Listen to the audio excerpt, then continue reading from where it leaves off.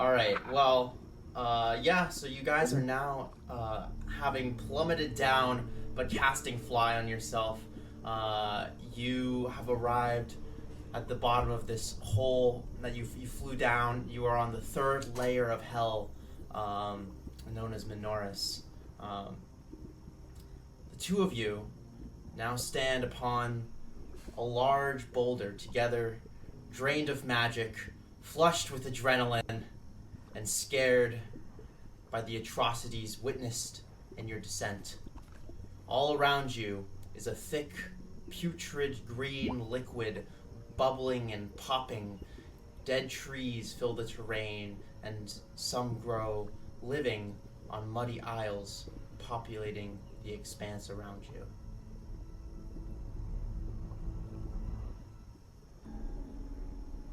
Well, definitely not the same as on the tour guide would say. It's not really the same advertised. You let go of my horn now, please. Oh, sorry. All right, thank you. One moment. Jadir disappears into the bag of holding. I kind of ponder for a moment. Can I try something? I'm kind of curious. Can I just pick a string and try to wrap it around to close the thing? Sure. I just want to see, and I'm kind of muttering to myself. Off to a good start. It's not a strong string. It's like a very thin one. Okay. I'm just seeing if it does tingles anything. in your back pocket. Well, that's not really what I was planning. I'm genuinely just curious. All right, you are going to tie a string to keep Jadir in the bag of holding. By the way, as soon as I see any movement, I immediately unstring it. I'm just testing something out since he went back in there. All right, Jadir. So as you kind of dive down into this void, it's like swimming through this ethereal void, and there's kind of this strange as if you're underwater, light filtering down from what is almost like a surface of ripply void energy above you, which suddenly gets smaller and smaller until you are left in the darkness. I was not expecting that. I was not either. I've never really experienced what it is in a bag of holding, so I'm just kind of curious. But yeah, I give it 30 seconds and then I untie it. What do you do when you see this? I swim down to fetch the bottle that I spilled earlier. All right, it's kind of like zero gravity blobs kind of drifting through the etherealness. You think you could slurp them out of the air? I think it's too dangerous considering I have just seen the light vanish. I feel rushed. Grab the bottle and go. All right, you grab the bottle and swim up to the surface. Make a strength check.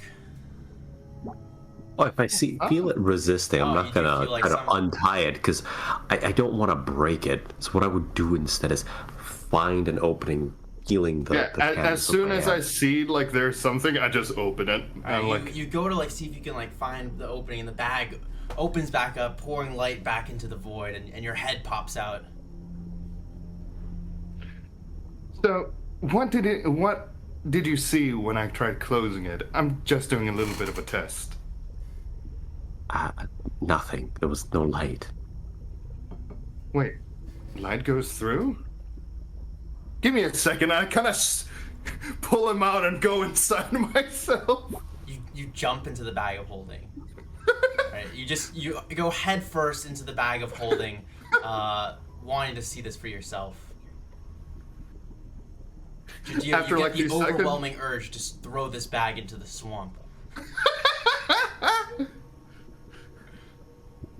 I will lift up the bag and close it. Right, Gerald, you're left. It's not pitch black, but kind of this natural light has been changed into this very dark, engulfing, gentle purple light. Okay. So, if I were to go up and try to open it, is it difficult to open it? Like, I'm not, like, trying to damage it, but it's difficult to open it, right? It would be difficult in proportion to the amount of resistance that Jadir's putting on top of the bag. Alright. It's difficult to tell. Currently, Jadir is lightly shaking the bag up and down. Shake, shake, shake. I'm gonna say you don't really feel that. Yeah. But yeah, I was just kind of curious because we might actually be able to use that, interestingly enough. So yeah. Yeah, then I just tried to get out. Alright. Are you gonna resist letting him out, Jadir? No. Jadir is gonna drop the sack on the putrid ground and wait for Gerald to get out. Gerald, you crawl out of the bag. Satisfied So with the experiments. So I had a very interesting idea. Did you find a way down? No. Sadly not. Oh, you mean while I was flying? No, but that is a good idea. Did you? I was flying and, like, scouting a bit ahead. I don't remember if I managed to find, like, a proper way forward or not. That was in the maze. You guys just plummeted down through this hole into a Yeah, layer you but don't know anything about. No. Remember, when I was flying, I flew for a bit, and then when the spells... When you were falling, there were... So you saw a very massive expanse of swamp. Just like this death and decay spreading out like for the entire layer off into the horizon. Two structures, or from your bird's eye view, there were really only two things that you could see that weren't swamp. There was one kind of very distant city that was pretty large, and there was one kind of silver city hanging from these giant chains that were attached to the layer above that you fell out of. Each chain link was like the size of an entire building. And you can still see. So... Yeah, so since he can fucking see it, I'll just be like, well, there's this one big city in that direction. It's quite a bit of far away, though. Good, I love endless wastes. From what you guys remember in the library, and what you've heard, the city hanging from the chains is known as the Jangling Heiter, and that is where, when they throw these souls too resistant to be fully corrupted down into the pit, they are impaled on spikes in the Jangling Heiter.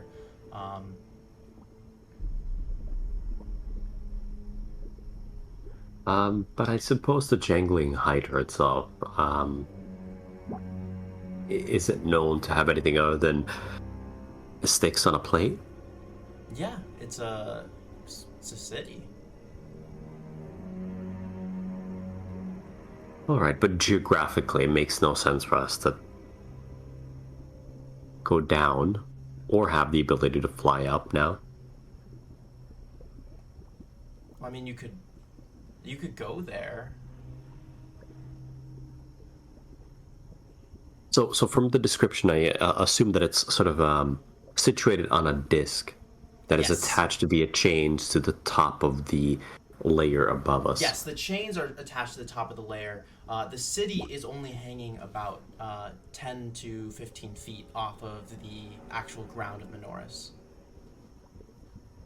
That makes no sense. Why not just build on the... You have to give him credit. Whoever the architect is, well, most likely out of his mind. Insane. Yes. Who do you think is the architect? I don't want to find out. Just saying.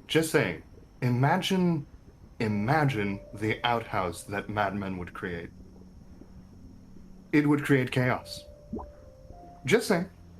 Judea kind of looks around at the endless expanse of putrid waste around him. He's like, oh, Hi. yes, this.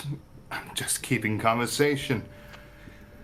Unless you want to focus on the swampy land, if you want to admire the swampy land, of course. I thought, perhaps you want to think about something else than the swamp and that that is in the swamp. Yes, anyways, Well, the way I see it, we have 3 options. One is get to the Jangling Heights, or the other one is the other city, and the third is ask for advice. Find a local, bargain for a way down. do you have anything to bargain with?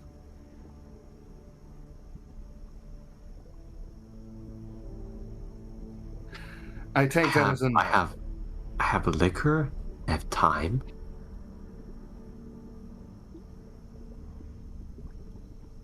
I don't know, I can be of service. All of those things, except for the liquor, raise a red flag. I hope you're aware of that. I'd include the liquor as well. In any case, Fair enough. I don't really have a plan. Truth be told, I didn't even think we'd get this far. No shit.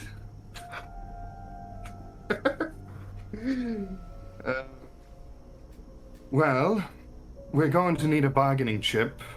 We're either going to have to find one or something. We can't really make any deals if we don't have anything to trade. Well, let's walk around and see if there are locals we can convince to help us. Wait, quick question. Are we talking... And he does this if you look at the camera. He does are we talking convince or are we talking convince? We will first engage in conversation, and then introduce fire to the equation. Kind of looks around, as he says fire, just yes, fire in the swamp. There's no way that could go badly. Your firebolts off into the distance. Okay, quick question. Is this a realistic swamp thing where there's shit ton of gases all around, Yeah, or man. no? It's a nasty place. So what? He just shoots it off and the there's... scent of methane fills the air, and as it streaks forward across the swamp, suddenly the firebolt explodes, detonating in the air, and a wave of fire engulfs a couple trees. Do I need to point out the obvious? That was freaking cool. Let's do it again. You never know when you yourself are standing in the fire, right? Well, no. To be fair, you fireballed yourself before. I think you don't even care.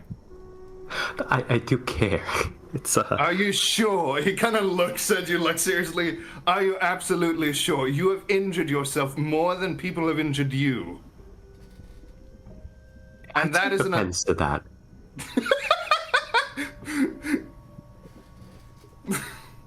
kind of go.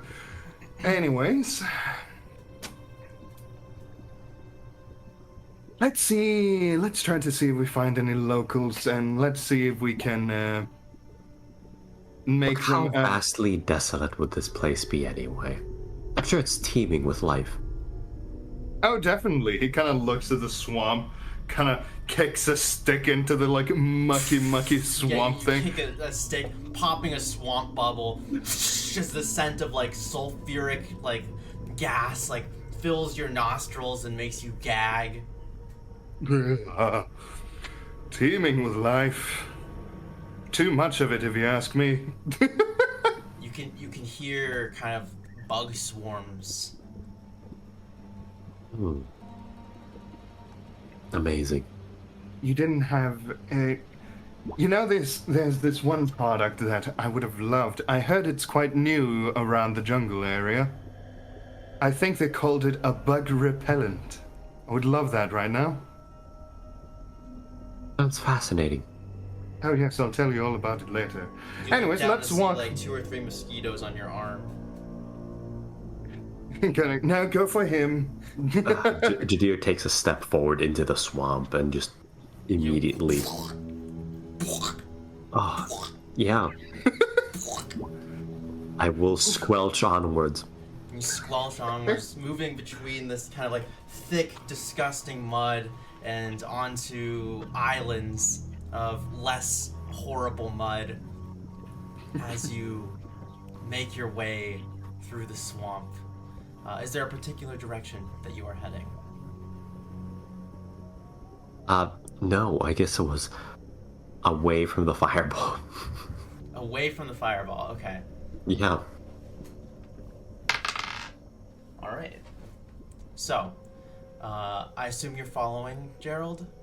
Yeah, I'm like following in his footprints, going like, It's like look. a little bit less bad. It's kind of like he's carving steps and the mud. It's not quite like full liquid. It's like this like half liquid, such that like when he takes his boot out, you can see there's like a kind of like a post hole about 2 feet deep, where the mud has been compressed enough where you can kind of step in where he's been. Good God.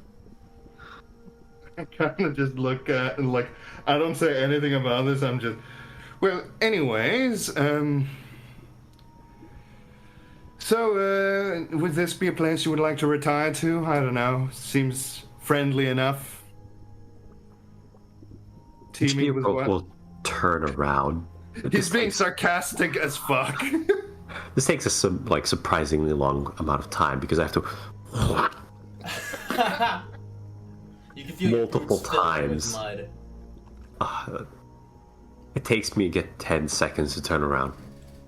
No, I don't want to retire here.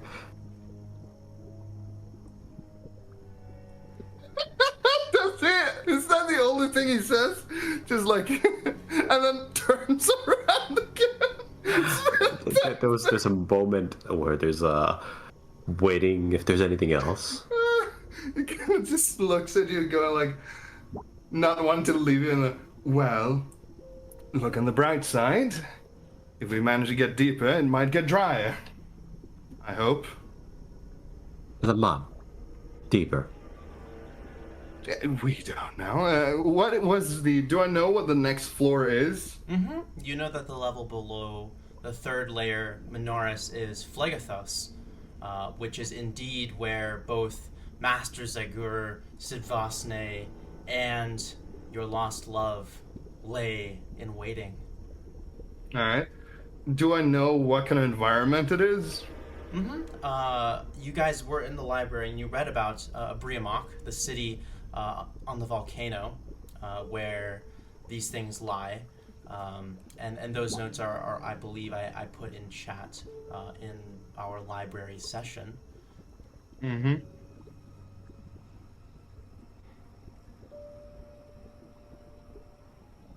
From your general knowledge of Phlegathos, it's a very violent and fiery place. High volcanic activity. He's like, oh yeah, trust me, it's going to get much drier once we get down the next floor. You're going to love it. It's actually a little bit chilly. Okay, never mind. I lied about that. No. I mean, I'm in Norris. Phlegathos, definitely not chilly. So, look on the bright side. You might get a tan. Forget, like, has a moment of like, oh yeah, you're a tiefling. Have I done something to offend you? No.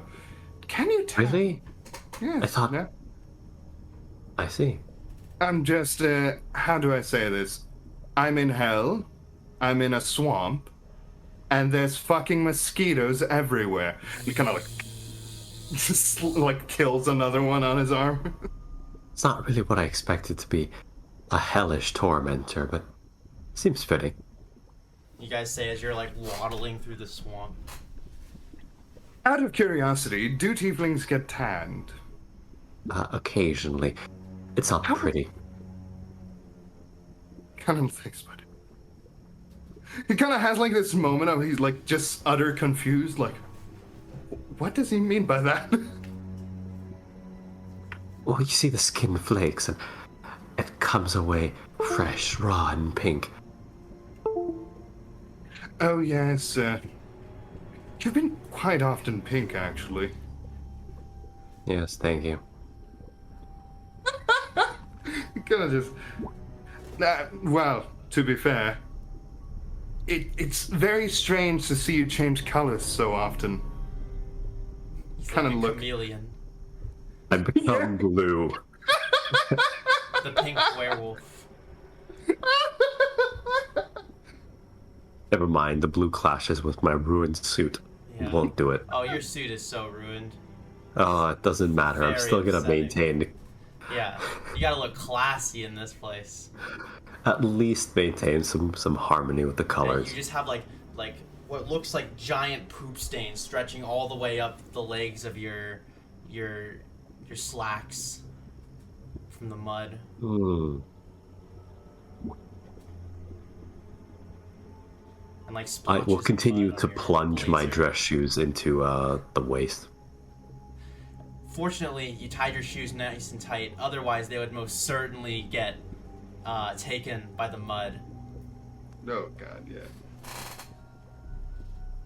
Oh, that was perfect, actually. I was looking at the camera, and you both reached for your glass and cups at the same time, so it actually looked like you guys were giving each other a high five. That was actually perfect. A toast. Goes to the endless waste.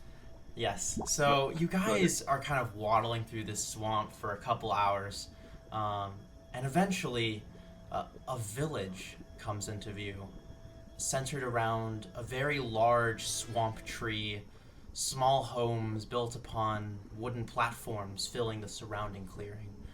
The great center tree looks to be hollowed out at the base, and a warm, flickering glow comes from within.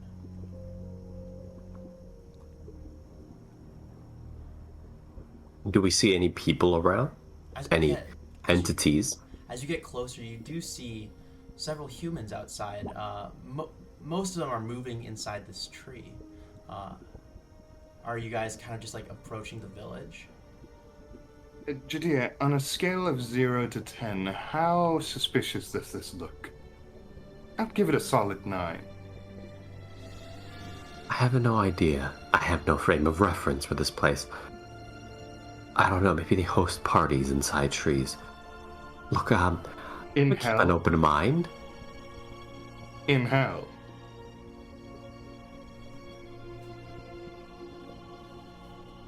There is a limit on...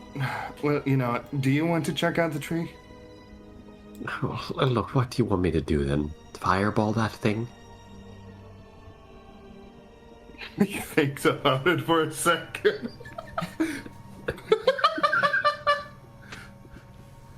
Look, we came here to talk to You people. guys Yes? belong here. Thank you. Gun goes, you see, the thing is, I don't know that those things are people. How could anything live here? What would not be suspicious for you? I don't know, anything not in hell? But then by that logic, anything and everything in here would be suspicious to you. So, in a roundabout way, we have nothing to be worried about. Huh? Alex, how does that, you know what, let's just go talk to them. I suppose Jadir would approach by yelling. I mean, letting his presence be known. All right, you guys kind of both standing, you know, like a little bit above knee height, deep in the mud. You yell out, and one of these humans turns to look at you, and comes to approach you, stopping at the edge of the wooden platform. He stops there and looks at you. Hello. Rather older man with kind of like a thin white beard, ragged clothing.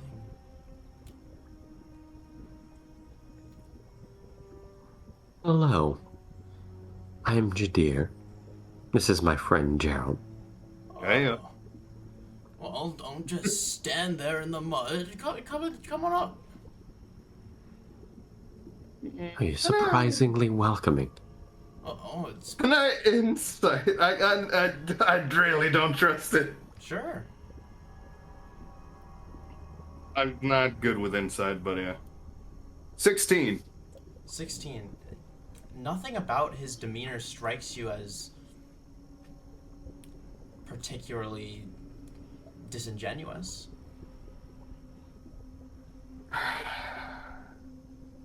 Can't just look at him. Up to you. Does this guy look ashen to me? No, he looks to be a human. All right, well then, wonderful. I will squelch my way forwards and follow him along. Until you can finally get your feet on solid ground for the first time in several hours. Feels pretty good. The two of you now stand on this platform in front of this man.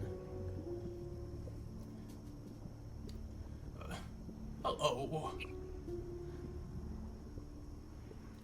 Where are we exactly, and does this place have a bench? Where are we? Sure, we have plenty of benches. We're actually about to have our nightly meal.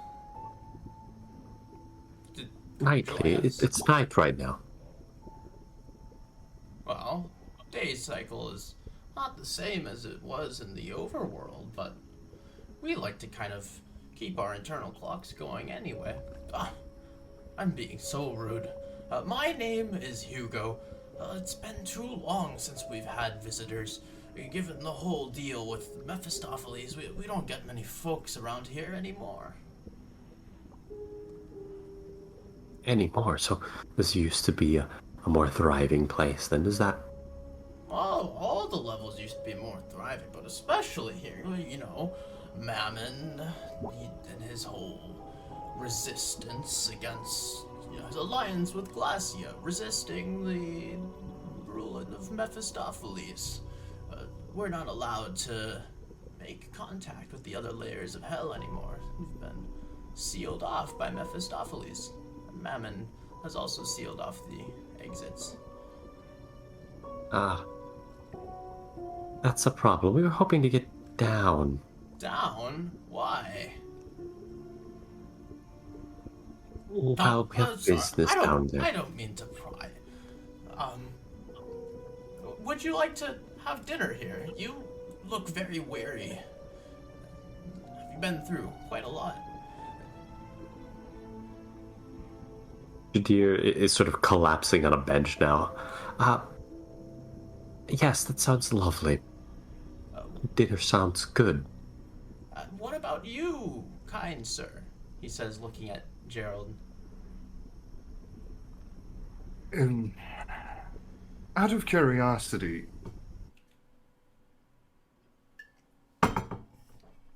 in the swamp. Sorry, I glitched out for a second there. Can you say that again? Yeah. I'm a bit curious about this one, but I didn't really see much in the way of food and in a way of eating food on the way here. I'm surprised that you're able to, well, actually have food. Well, there's animals out in the swamp, and, you know, we can hunt. We don't need to eat anymore. We're dead, but it's still a very satisfying experience. Are you not dead? No, not at all. How did you get here then?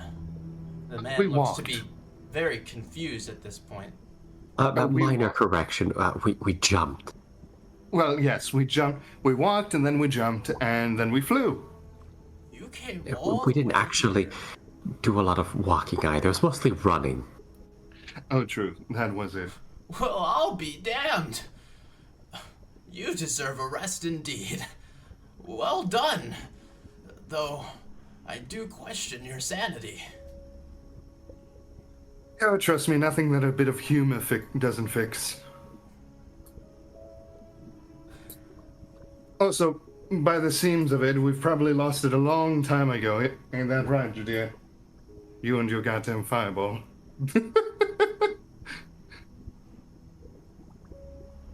Yes. But it was cool. It was worth it. Definitely. It was definitely cool, but... God, you could have blown us up with that one. Right, point taken. No more fireworks. Yes, At least until we leave the swamp. Oh, definitely. So, how did you end up here? Well, other than being dead, no offense. As he turns around and kind of waves you to follow him, he's like, well, I died, of course. This is my resting grounds now. Well, you have my condolences. He chuckles a little bit. Kind of just shrugs. What's the deal with the tree? Yeah, I was going to ask about that. Are you guys following him as he's walking? Yeah?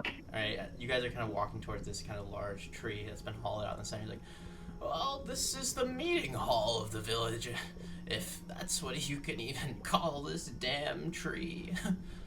We often meet here at night, and we have a nice fire going, and it's a great place for us to gather and, you know, talk about our lives and pass the eternity away. Sounds kind of boring, I'm not going to lie. Time loses its sense in this place.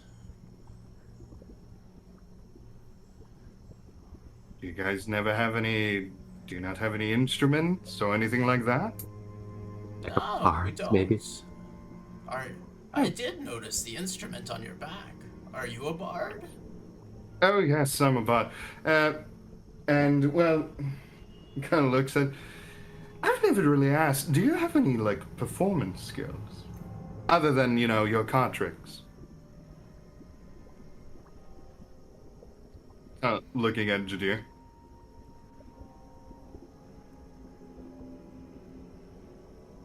You could call them that, loosely speaking. Well, if we're talking about the fireworks, you do put quite a nice, fire show, though I don't think that would be the smartest idea in this area. Yes, you've mentioned. Yeah. I am aware of my limitations. Kind of just thinking, like, so this meeting hall, what do you guys usually discuss other than, you know, your eternity? Oh, we don't discuss the eternity.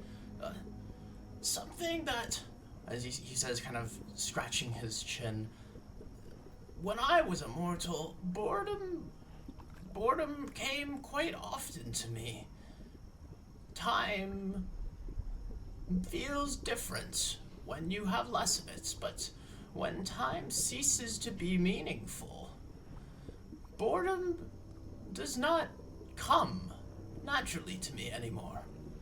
Simply replaced with that of existence. It's quite deep, actually.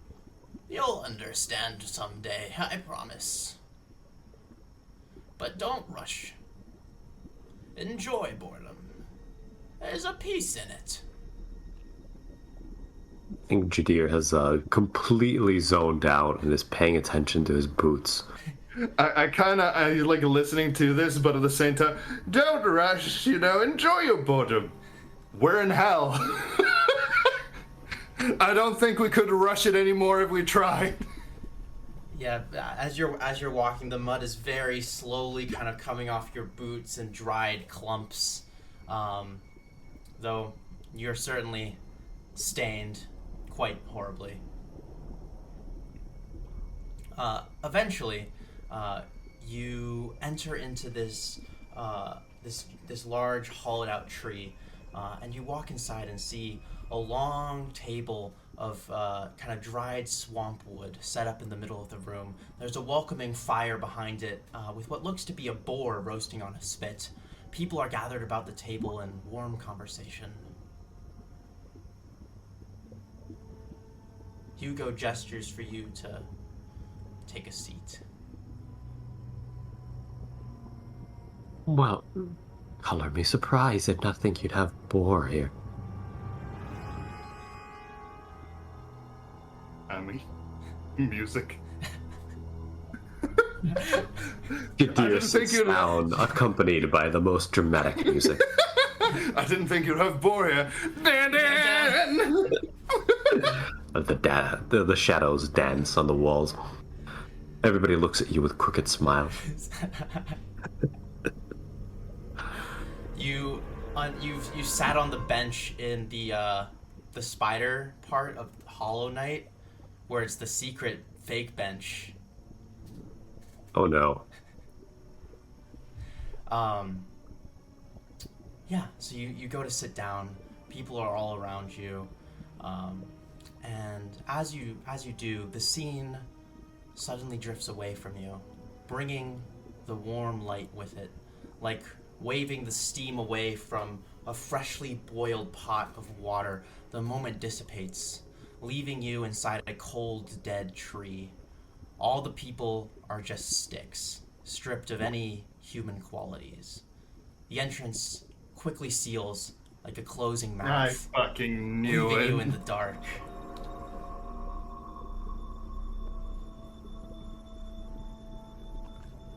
Damn it, Hugo.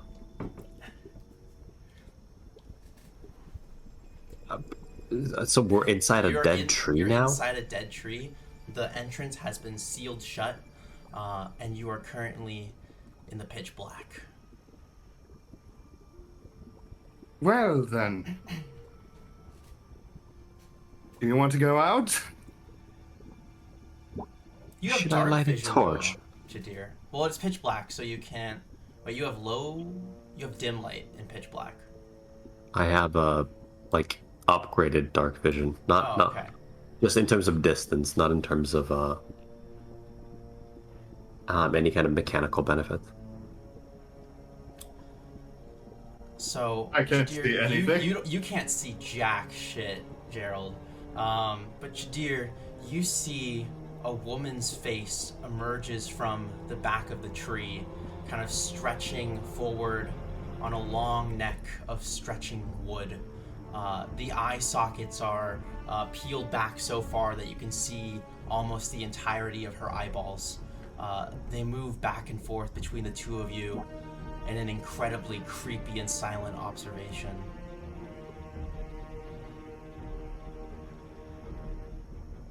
So no boar then.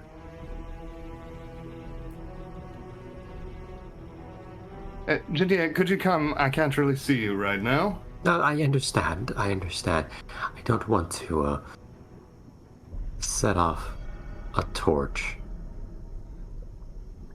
Well, yes. That's why I'm asking you to come here so I can, All right, I'll hold your hand. He's just gonna fucking go, oh, thank you, darling. Like, into the most sarcastic voice ever. You hear a voice. It's been a while since I've let mortals decay inside my womb. Oh. Wait, God, this is- lady. The eyeballs Yes, still yes, we have flickering company. back and forth. You So now this hear is this your- strange voice, Gerald, coming from nowhere. So, this is your womb. You hear the creaking and stretching of wood, like floorboards, but on the walls. As Gerald, you see this kind of like creepy figure kind of moving around her long stretching neck, the start of it kind of moving across the wall, like crawling on the wood. And then you hear you see it kind of coming up next to like Gerald from behind, and Gerald, you hear the voice suddenly right next to your ear. When you stand inside of me, I can feel the essence of your being like strings on a violin. It can be plucked, it can be played, it can be broken. Well, there are nicer ways to say it. You could have been like, oh yes, you're inside here, you're my prisoners, you will die in this dungeon. But no, instead you go with the violin. Real nice touch, though. I see you noticed that I had instruments on my back. Real nice touch. By the way, my name's Gerald. What is yours? I doubt your name is Hugo. No offense if your name is Hugo. Very masculine name for a tree. You can feel kind of like this very slight brush of kind of decaying wood across your cheek as the vine-like neck kind of stretches forward, moving like a snake. Gerald, you can't see anything, but Jadir, you can see this. She continues to get close to you guys. I am Shethestra. Can you say that again? The head, you can feel the wind as the head turns very quickly. Shethestra. Can I call you Sesh for short? You may call me whatever you like. I care not. All right. Oh, you don't? Well, Right, well, that simplifies things. That's lovely. What do you want? Perhaps we can help you to get it. What do I want? I want nothing more than you.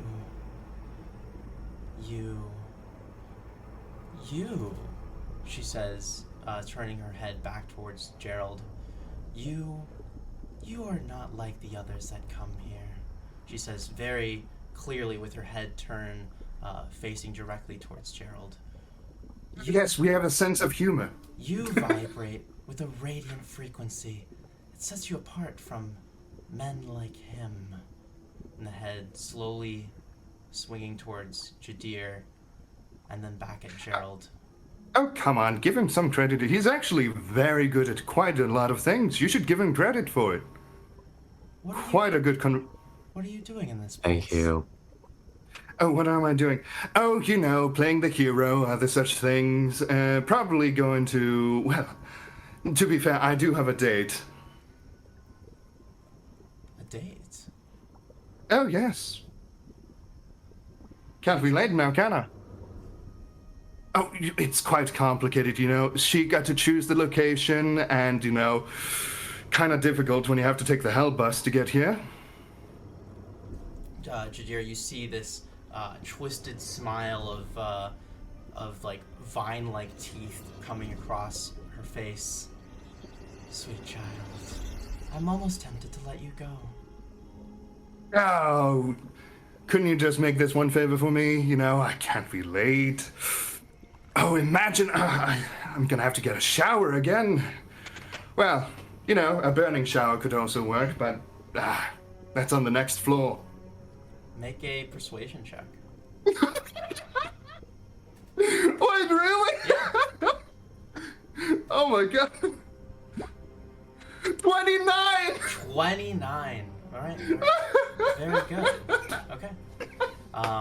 The face kind of retreats out from where it was right in front of Gerald. Not that you can see this, Gerald. Kind of moving around, snaking through once more to come and look at you, coming at you from the side, Jadir. And you hear like a, I can see your strings too. Detuned and left loose, sagging like old leather. I can see why you would come here. You don't care about anything. This home of mine is for people just like you. Well, as it happens, I've been sort of neglecting self-care as of late, you could say. That's one way to put it. Just a question, Sash. You mentioned that you are very much drawn to people like him. Is it him in particular, or something about him that sets him apart? Oh no. I almost feel bad keeping this guy here. But you... I'm drawn to people like you. And, as she says this, like a faint figure fades into existence, like a ghost of blue light, blurred at the edges like wind blowing the sand off of a dune. An old tiefling man in traditional Illibertian guards. It's Casimir, your grandfather. His expression is lifeless and empty.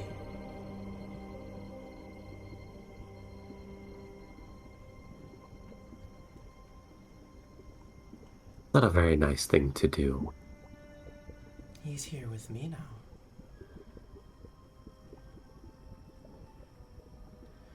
Your two souls call to me like flickering lanterns to an insect.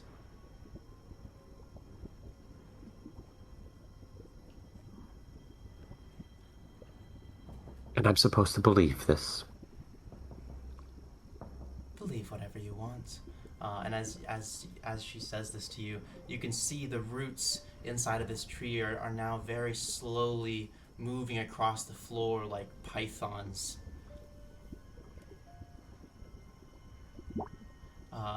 The head swivels again, coming, and Gerald, you can hear it right next to your ear again. What is it that Hello you there. want? Why are you in Minoris? Well, you see, when you have a date, you usually go that, but, then your date gets caught by, the enforcers, as we call them. Let's just call them the enforcers in this case. And, they get tormented and other such things, and, that's not really a good dating place, I would say myself. So, playing the hero, bail them out, go out, have a grand old adventure, and, to be fair, after the date, I don't really know what else to do, really. What he means is that we don't want to be here either. Lydia, by the way, I can't see anything. Sorry if I accidentally looked at your, in your general direction. I'm trying to look at Judith. Can you point me where he is? If you want me to hold your head... Silence! She says, like her face moving like just an inch away from your nose, Jadir, and then slowly moving back to Gerald. Well, I was just going to ask, do you have any ideas? Not really too sure on what I'm going to do after all of this. This love of yours. Where is she? Who is she? Quick question. Out of curiosity, do I feel like telling her this? Is there anything, or is it just... I can't tell you how your character feels. No, I'm pondering. Like, if there's any effect. You don't feel like you're being magically manipulated in any way. Alright. It's a tree, fuck it. In the worst case, it bites me in the ass later. I can get bitten in. Well, she calls herself Agatha. Quite lovely, I'll tell you that. I don't really talk often about her. Most of the time, you kind of end up having those situations. You talk about your loved one, and everybody's like, oh, but she's in hell. What are you going to do about it? Well, I'll tell you what I'll do about it. Go in hell myself. Got my friend here to help me with it. Don't remind me. By the way, thank you. I still owe you that drink. A mortal traveling all the way to the depths of hell for a love. That is quite marvelous and quite rare. You must And really very Oh, yeah. Quite poetic. I've never thought I would literally take the thing of, I'll go to hell to save you. It's a bit of a saying in the mortal realm. A lot of people that are quite, romantic and all that stuff, some don't mean it, some mean it. They're like, oh, I would go in hell for you, but you never really think someone would actually do it. I'm quite surprised myself.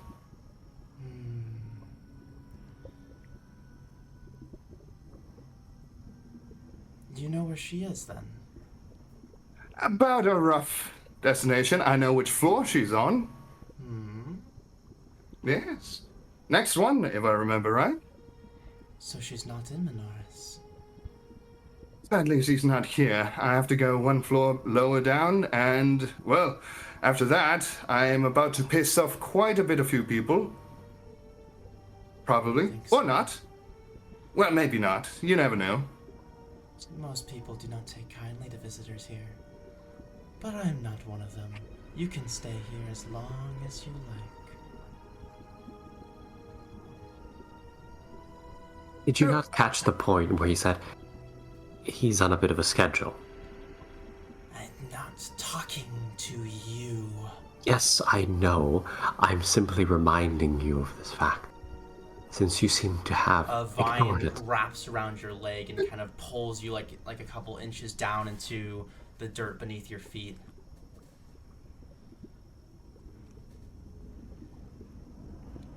I can't see any of this.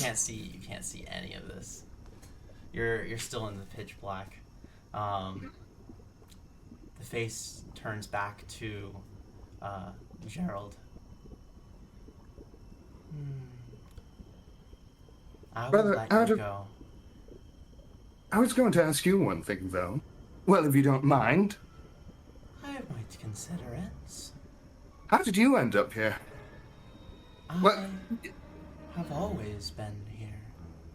I am a part of this lair. I am a part of this world. I am Shithestra. Does that name ring any bells at this point? Make a history check.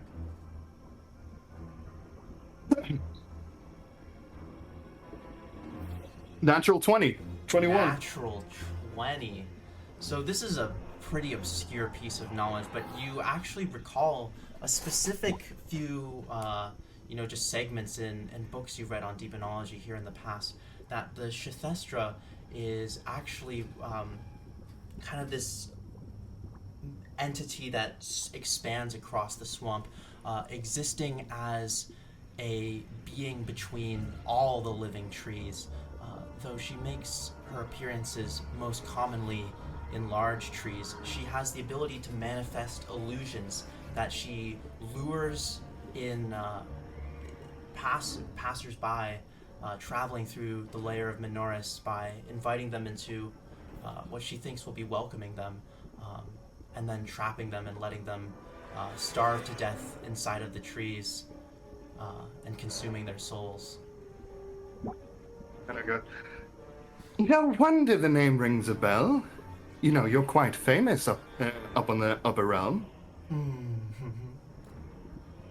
There's quite a bit of stories about you, you know? Anytime someone goes to a swamp, they actually kind of remind themselves on your name. It's an interesting little story, actually. I'm glad to know my name still carries weight in the human world. Oh, yes. Some people are very scared. Some people actually take it as a company. Pretty much. Kind of like, oh, you know, she's here with us, and they, like, while they're under a tree or something, people say that you either watch over them. It's a bit of a... Some people are afraid of you, some people love you. Depends on where they come from. I quite like you, Vibrant One. I will let you go, and I will keep him here, she says, her eyes flicking back to Jadir. The vines kind of curling tighter around your shins, Jadir. The tree opens up. I have a very interesting suggestion, and I think you might like this one. How long has it been since someone actually performed for you, entertained you? Entertain me? Yes. I can see the strings in your body and soul, making music as we speak. Well, think about it. I can put on a hell of a performance for you. And keep in mind, we did need to rest either way, so it can be an all-night performance just for you. now that light has poured in, you can actually see this terrifying face for the first time. It is like the bulging eyes and like the creepy teeth, the smile, is like the stretching long neck of wood stretching out from the back of the tree. It's like disgusting. At this point, we've been in hell long enough where I'm like, it's local. It's kind of like a jump scare when the light comes in. Yeah. And she says, I would like that. Wonderful. And you know what? It will keep you company. We can talk and we can share stories. Very well. I do enjoy company. I've never had one stay with me of his own volition. Yeah. It would be an interesting night, day, interesting hours of entertainment.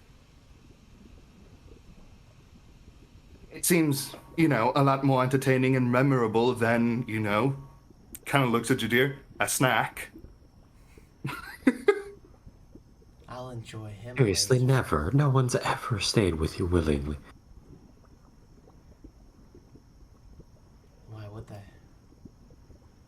Well, you're interesting to talk to. You're quite, and let's be fair, you're probably one of the nicer ones.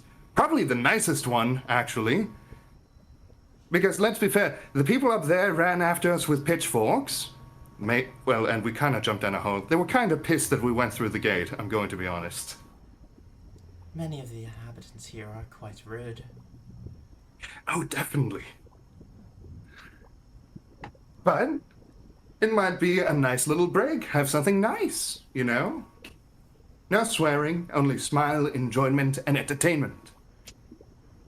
And we can all sing along. Certainly, child. It's a good idea. I've stories that are apparently told above warn of your presence. Keep you at arm's length and talk about the dangers that you present.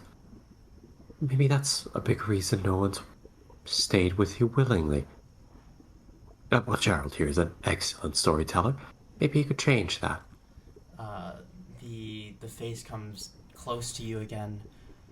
Make no mistake, child. I am here to consume, though I take quite a liking to this one. I pity him.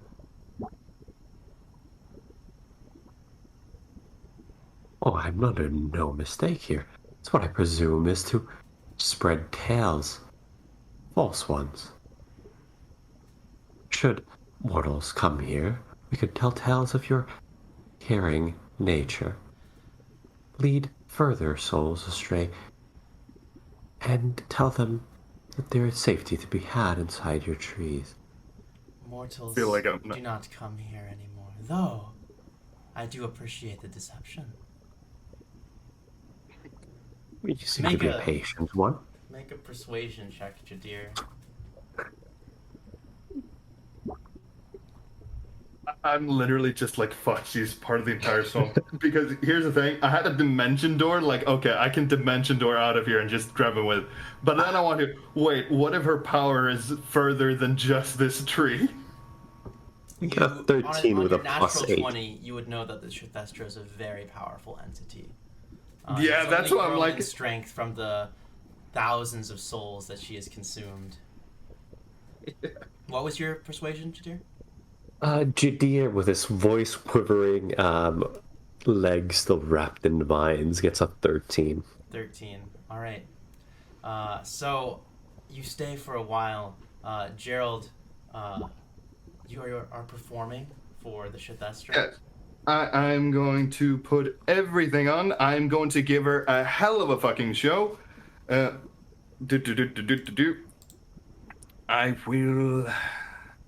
So, yeah, I have one remaining, so I'll enhance my ability for extra style.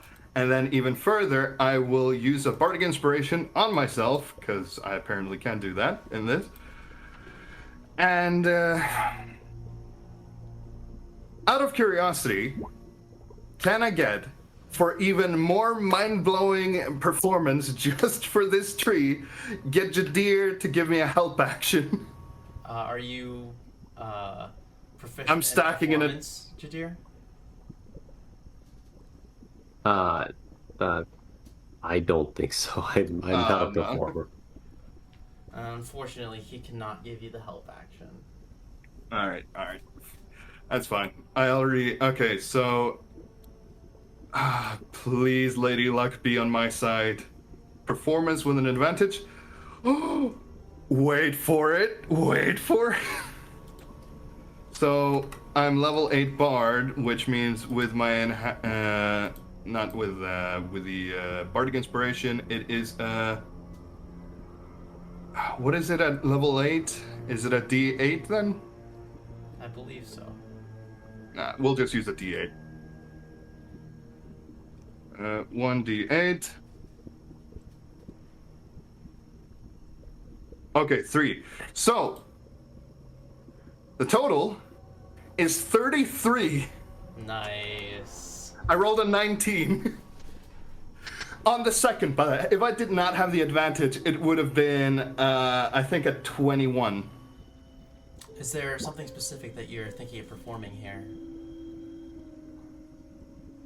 I am going to sing, and this is kind of like the tale of the swamp. Have you ever heard like this kind of somber, kind of like, but very beautiful tale of the swamp? And I'm gonna basically describe how it's always watching, how it is always there. Kind of like give it a sense. You take. Probably not. Okay, anyways. But yeah, basically, just make this as mind-blowing for her as possible. This is so soothing for Jadir, by the way. Jadir, still wrapped in vines. Gerald, you kind of just close your eyes and enter into the moment, easing into the rhythm of the song, singing as you gently step, you keeping your eyes closed, just feeling the music, let out this passionate performance, the story of the swamp. And you can see curiosity and perhaps joy cross the face of the Shithestra. And by the end of the performance, she seems very relaxed. That was very good. I quite enjoyed it. That means that I did my job. Kind of like does like a slight bow. Not every day you get to perform like this for such a well-known figure. I suppose this man is of instrument to your love, then. Oh yes, he might be quite destructive, and Please don't put it that way. he might be a bit destructive, but I think deep down he means well. Well, I don't know if I agree with that much, but I'm rooting for you. Your descent lies through deep mire, a place sealed behind Mammon's gate after the rise of Mephistopheles. You know what? I should learn the spell sending, and I will tell you how it went. I promise you, as soon as I learn the spell or get a scroll, I will tell you how it went, and if anything more juicy happens, you'll be the first one to know. That would be interesting. Yes, kind of like pen pals. Well, we can't really send, normal ways, so sending would have to do once I get access to it. The vines slowly unwrap from Jadir's legs. I look forward to it. I'm actually going to put this in my memo. He's taking notes? Yes, because I kind of enjoyed the living crap out of this. Reminder, send tree demon sending letters. She is your new pen pal. Pen pal. Alright, I now have a pen pal in hell. Don't question it.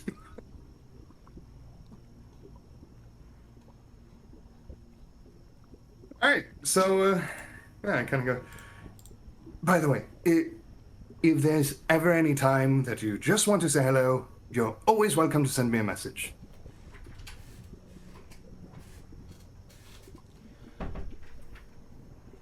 Oh, remember that.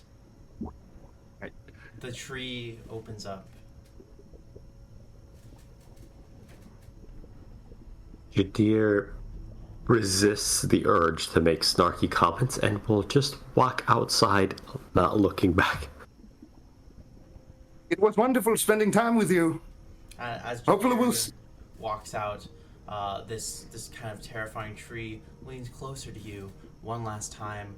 A branch kind of like coming up to gently like touch your shoulder, and the voice in your ear, "Beware, child. The Tholgarek has made its home amidst those churning depths. It is more than just the Ashen Lord Mammon wishes to keep out." Thank you. I'll take that to heart. You know what? I'm probably one day going to try to come back here, and we can share so many stories.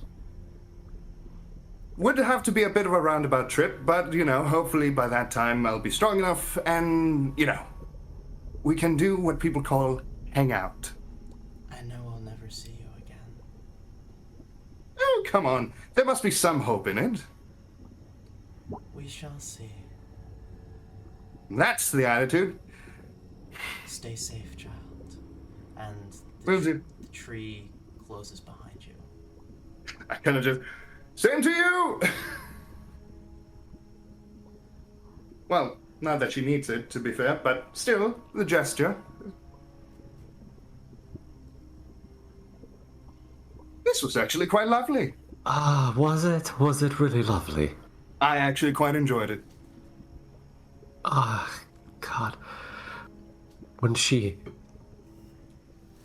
was entwined around my leg, and she said, "I'm rooting for you." Ah, my stomach dropped. He got it. Ah, Puns, they will always get me. I told you she could see your soul strings.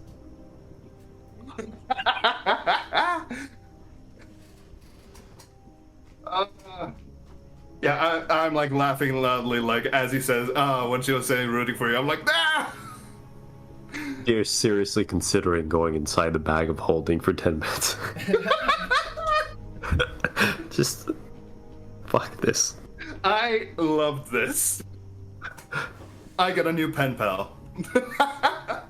Meanwhile, Jadir is entirely dejected. Oh, come on. You did amazing. I'm gonna like trying to cheer him up. The song with the swamp, did you pick that on purpose? Have I done something to torment you? Are you one of her illusions as well?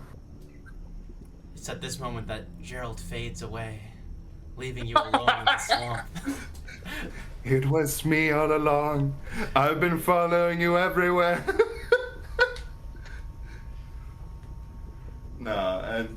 No, actually, I quite picked it at random. I just figured she might like it. It is about her home, after all. Yes, it was appropriate, but enjoyable. Oh, definitely. So, should we lumber on?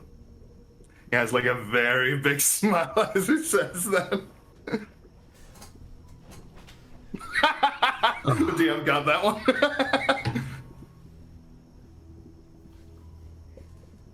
Very well. Oh, come on. It was And enjoyable. There's just a sickening squelch as Jadir takes a step off the solid ground. You go to take a step off into the mud, and suddenly this root emerges out of the mud. This one enormous root, like a titanic hand, which slowly pushes up and reaches out in a direction in front of you, leading off into the swamp, just big enough for you to walk on. Oh, look! Come on. Look how nice she's being. Ritz his teeth and climbs the root.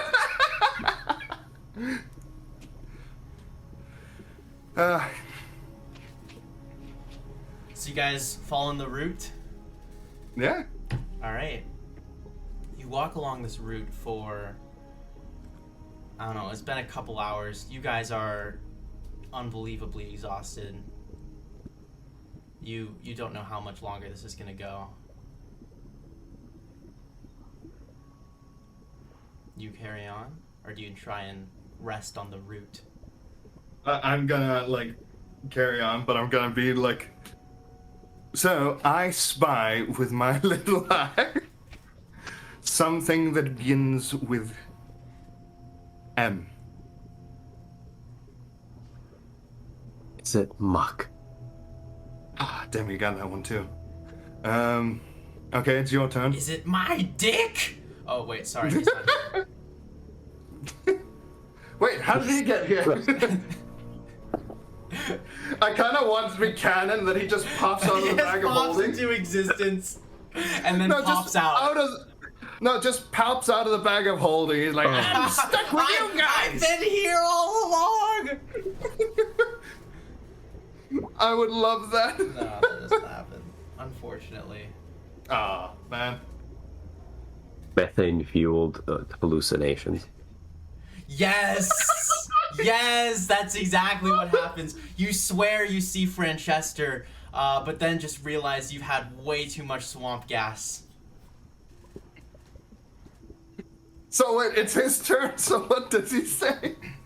I spy with my... No, he just says, is it my dick? And then you're like, you look and he's gone. Wait, do we both see the same thing? No, only you.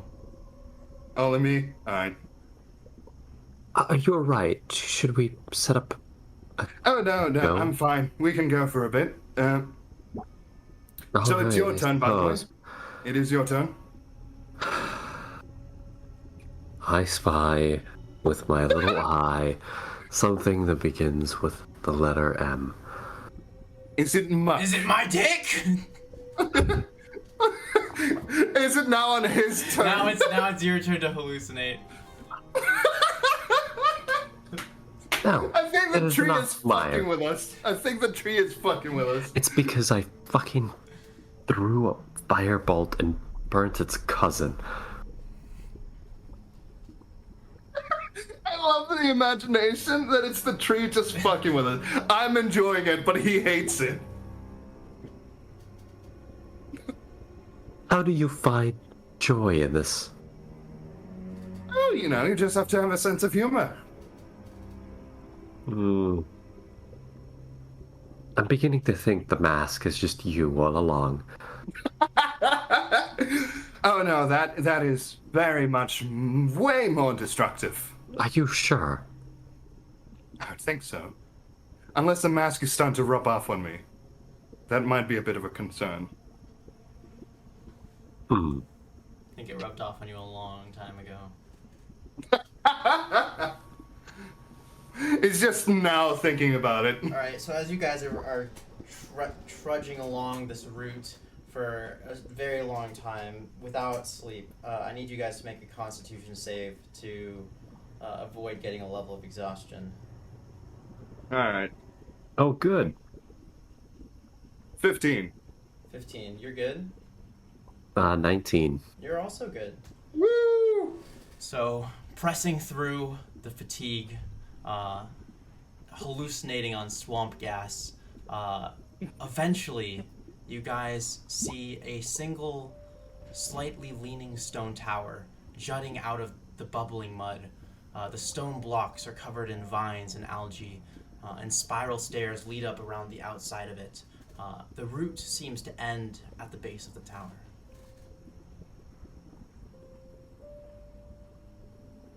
I guess we're going there. Wait, so you were worried about the tree, but not about the tower? The route is around the tower, right? No, the route is not around the tower. The route stops at the base of the tower, and there's a set of spiral steps around the outside of the tower, going up to the top. Well, the route lead us here, so, well... Oh, very well. What's the worst thing that could happen? Well, think about it like this. Where else do we go? Good point. Unless you want to play the I Spy game for a bit longer. Oh, please no. You guys have just been going back and forth Never between again. I Spy Mud for like the last hour and a half. Sometimes it's trees, sometimes it's mosquitoes. I think I'm leading just because I spotted a mosquito. Because they keep biting me. You guys have like 50 mosquito bites each at this point. It's just miserable. We just have a knack for getting into unpleasant situations. I don't really know what you were expecting descending into hell. Like Rainbow Road. Well, no, but we got a root road, so... I was expecting Bowser's castle. Where are the goddamn pipes? Suddenly, a giant block with an angry face and spikes on it smashes you from the sky, instantly killing you. Oh, You man. happy Are now? there any- Make a new character. No! Are they also in hell? Jadir, don't worry. I have this green mushroom. Oh, God. Shoves it in his face. So the stairs on the tower, are they accessible to us? And how tall is this thing? The tower is about 15 feet, or not 15 feet. Sorry. The diameter of the tower itself is probably about 30 feet wide, and the spiral stairs are on the outside. So if you just imagine a normal tower, there's spiral staircases outside the tower that are curling around it, kind of like a spiral path leading up a mountain.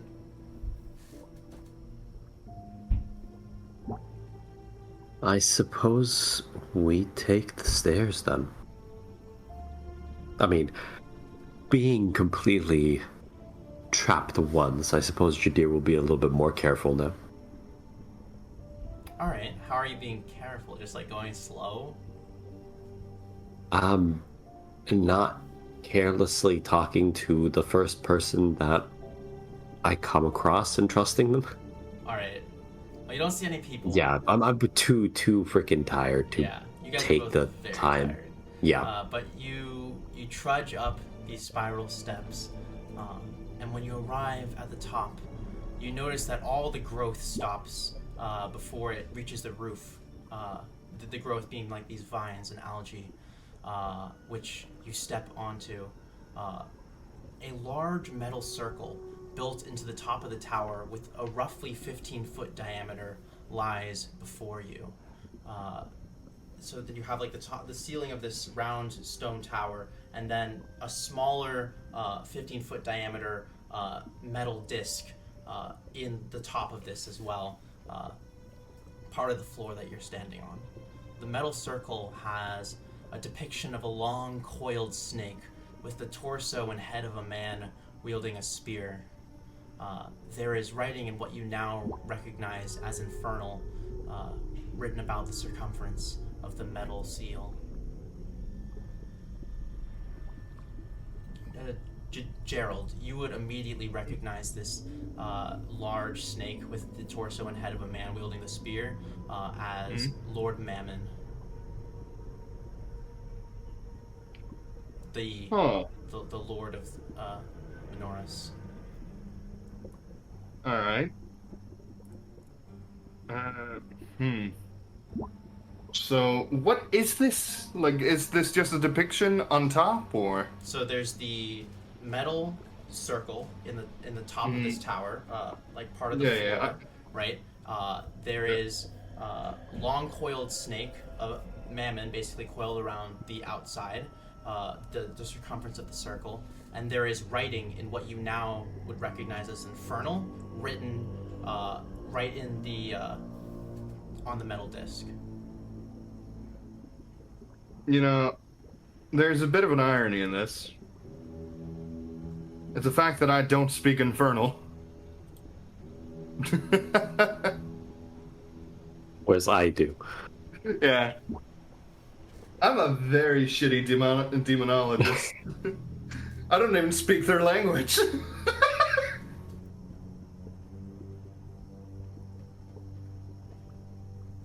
I can speak to trees, though, but only those that speak Sylvan. Yeah, You always sing to them. It seems like I have a running thing with trees now. Shall we rest here? Are you willing to give it a go? Well, resting might be smart, but up to you, honestly. Look, I just want to get out of this blasted swamp. Is this thing like a door? Or an artifact of some kind? What is this place?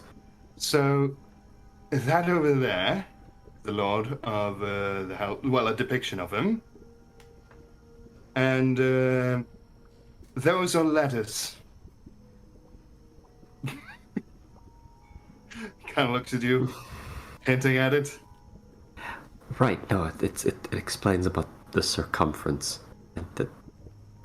I'm confused. But so am I. I can't read what it says. Fine, I'll go poke around with it. Is there anything magical about the circle? I mean, you can't tell based off of just looking at it. It's not like glowing Yeah, or anything. I will go poke around it and inspect it. All right, you poke around on it. You see the depiction of Mammon, and you see the letters written in Infernal. You can see that there is a ever so slight. There's clearly a microscopic crack around the edges of this circle. You are able to deduce that this is likely some sort of gate.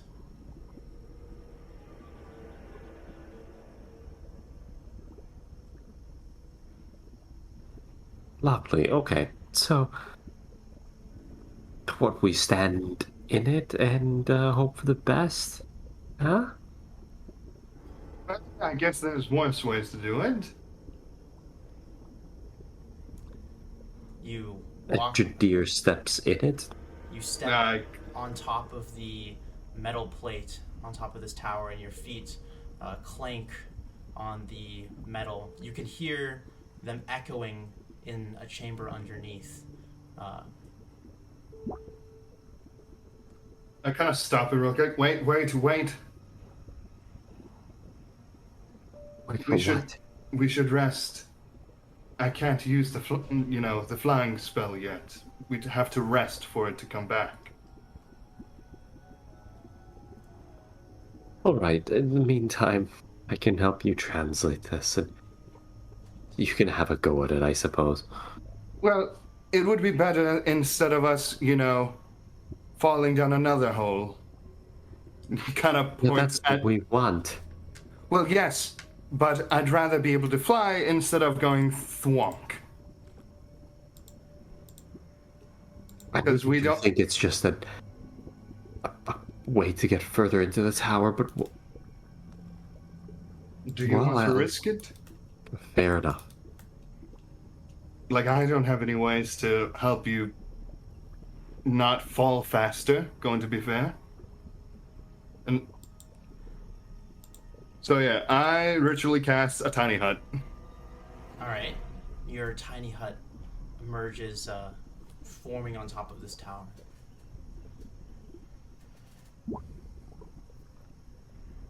And it's because it's a tiny hut, the air is actually fresh in there. Yeah, there's nice, fresh, breathable, non-gassy, hallucinogenic air inside of the tiny hut, and it is overwhelmingly refreshing. This tiny hut is just our home at this point. It is, actually. Should start interior decoration on it. Can we decorate our tiny hut? Sure. Open up your Wait, really? inventory. Place objects. Oh my god. Alright, so since we're decorating, hey, you gave me the option. Just the immediate regret on our DM's face. Yes, this is what we do now. So I'll get cracking on my demonic shrine. I will place my long black candle in the middle of it. Alright. Sure, that might actually be a future investment, to be fair. Then every time you do the tiny hut, you can message your boss, I guess. That's great. If I work hard, I can Zoom call my boss. Ah, how lovely. But yeah, I suppose we would go ahead and long rest. I have some dynamite stashed away if we need it. Yeah, you guys can Not that I rest. plan to set it off, but just saying. You take a nice, well-deserved 8-hour rest inside your tiny hut and awaken feeling much better. You step outside your tiny hut and you can see that the giant root you walked upon is now gone from this vantage point on top of the tower.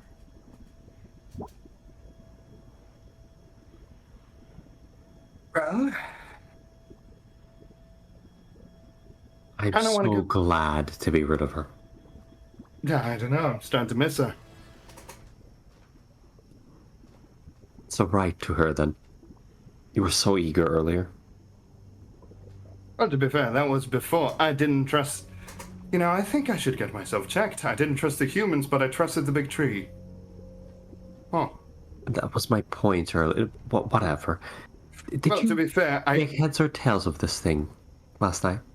Oh, Mr. DM, while he is translating for me, like, did I figure anything out? Like, I'm assuming we spent some of the time kind of like he translating and telling it to Do me. you speak Infernal, Jadir? He speaks it. I do, yeah. Yeah. So you're definitely able to translate this with relative ease. You can tell since you speak Infernal that this inscription is clearly written in like a calligraphy-esque font relative to the language, but it's Fucking papyrus.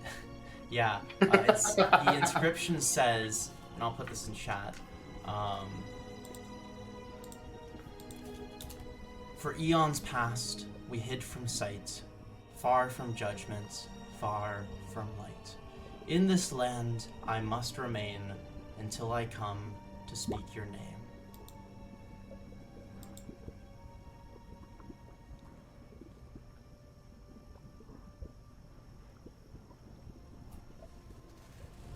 That makes no sense. What did he say the Lord of the Lord of this realm was called? Mammon. Mammon. I didn't hear it because you both said it at the same time. Lord Mammon. Mammon. All right. Can you last part of it? Speak your like cannot do and speak your name. What? You look at. I'll read it again, but it's in handouts, etc. tab of the. Okay, I didn't know. For There we go. eons past, we hid from sight, Sorry. far from judgment, far from light. In this land, I must remain until I come to speak your name. Our name. Your name. Fucking hate riddles. If this even is one. Well, nothing here seems to make sense. And it doesn't seem actionable in any way. Somebody's hiding I suppose they must wait until the proper time and then they'll come. Or whatever that means. I'm just gonna try something. I know this is a very, very off chance. I'm going to stand in the middle of this thing. And I am going to speak a couple of names. Okay. First, my first try is going to be the original Lord of the Nine Hells. Just trying. Asmodeus? Yeah, I'm just trying because I'm trying to think like, okay, like this is some sort of either a riddle or something. There's no way that would make this something like that. But anyways, I'm guessing nothing happens. Asmodeus, nothing happens. All right. Then Mammon. Nothing happens.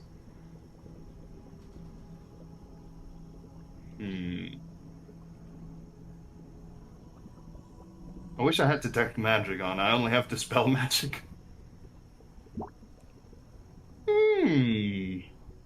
Dispel magic.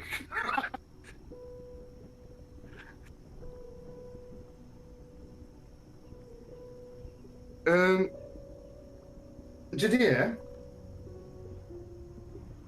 Yes? do you think this is magical? Like this is closed magically? Can I give it, I'll look over? Can I Yeah, you can make an detect any Arcana magic check. off it? I'll get an 18. Based on your general experience of magically infused objects, you get a very strong sense that this is engineered in such a way that it is certainly magically sealed.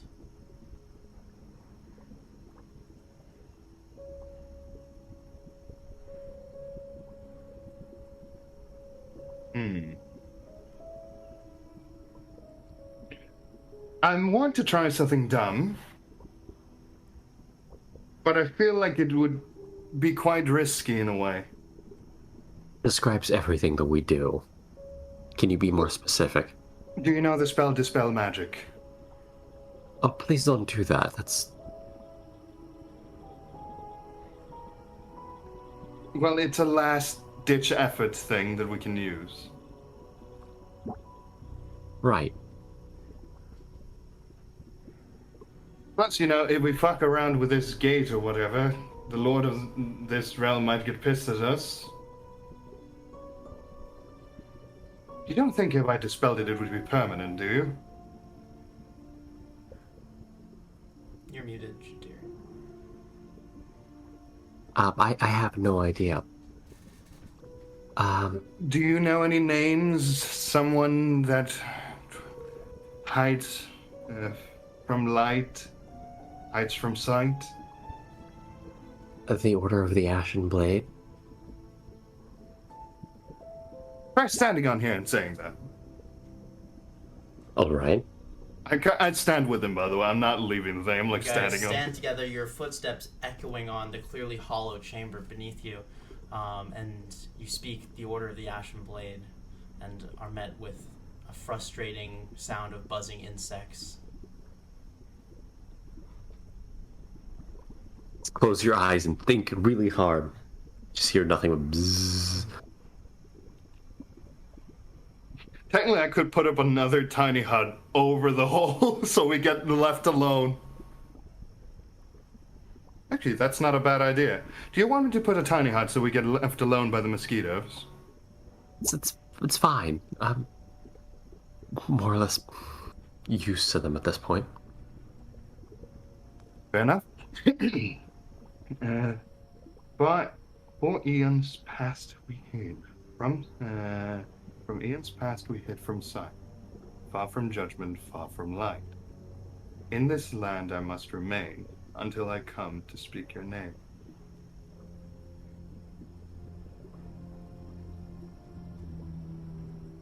Wait, I want to try saying the tree lady's name. Shit, that's true. Her name is, yeah. How the fuck do you even spell it? I'll spell it for you. Thank you. That is such a fucking weird ass name. Well, trees generally do have weird names, and devils. Yeah, no wonder it's strange.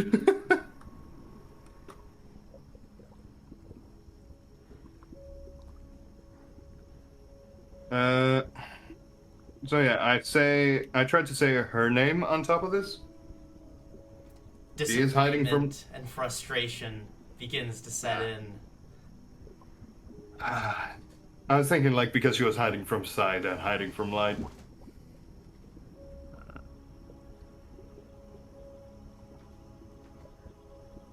Can I roll a history check to see if there's anything? Yes, you can.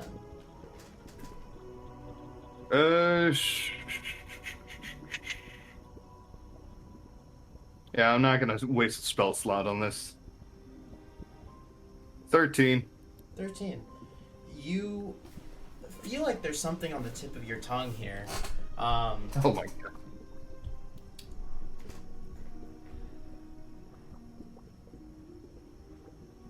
Obviously, this is Mammon's seal, as the Shithestra described, being the gateway to Deepmire and the layer below. So you know that it was created by Mammon, and you rack your mind for perhaps people that Mammon might be connected to.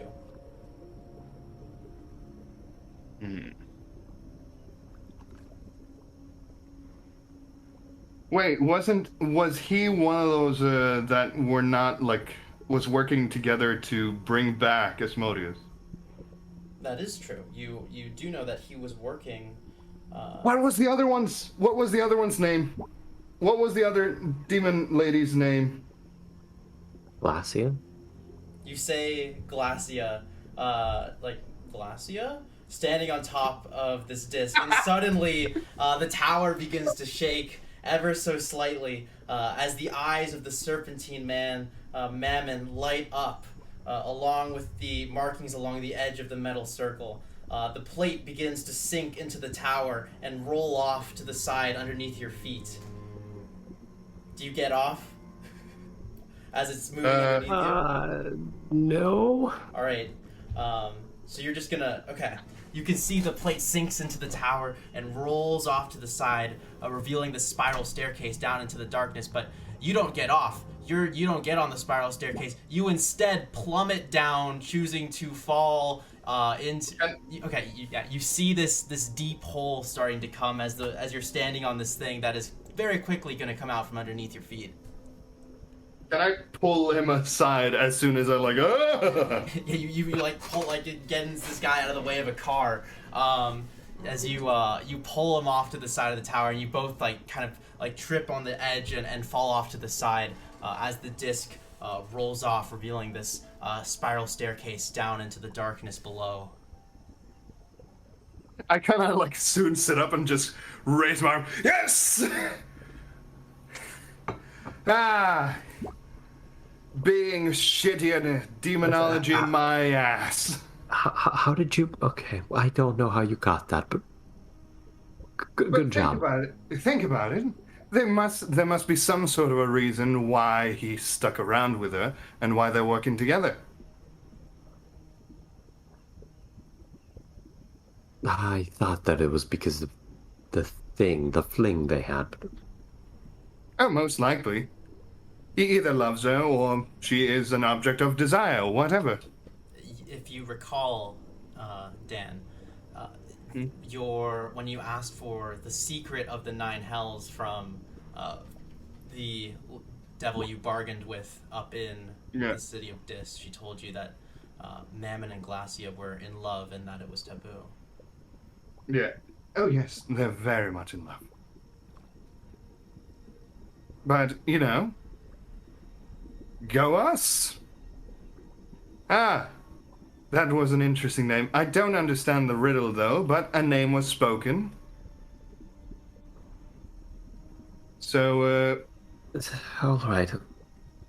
Well, let's descend down the ominous staircase, then. There's a bug in And- the room.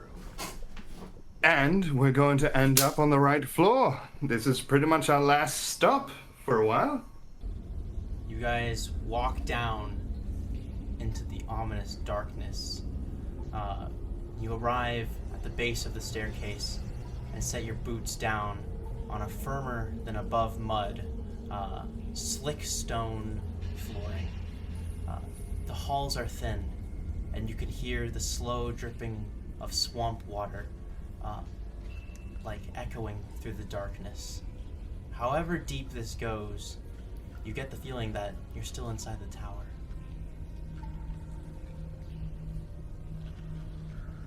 Perhaps the tower descends lower than where its initial base was.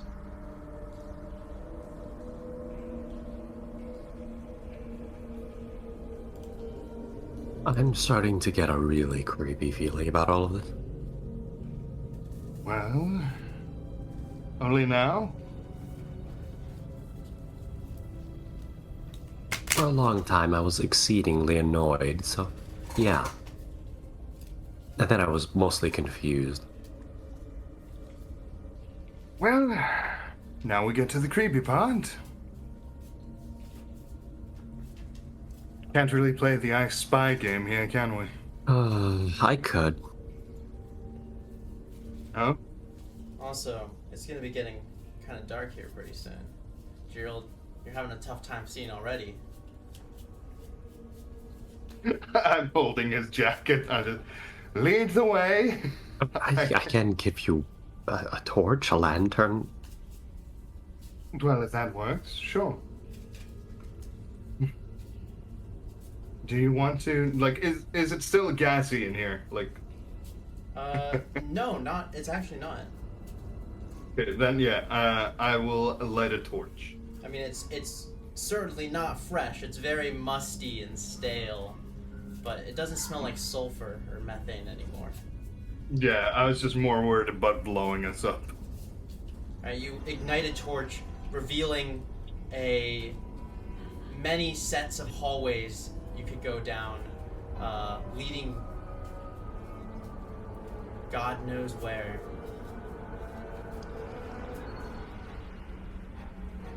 You guys ready to play the maze game?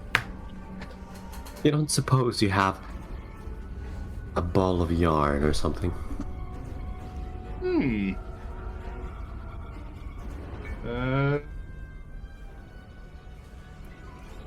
That was a joke. He's like actually looking through. No, sadly, nothing.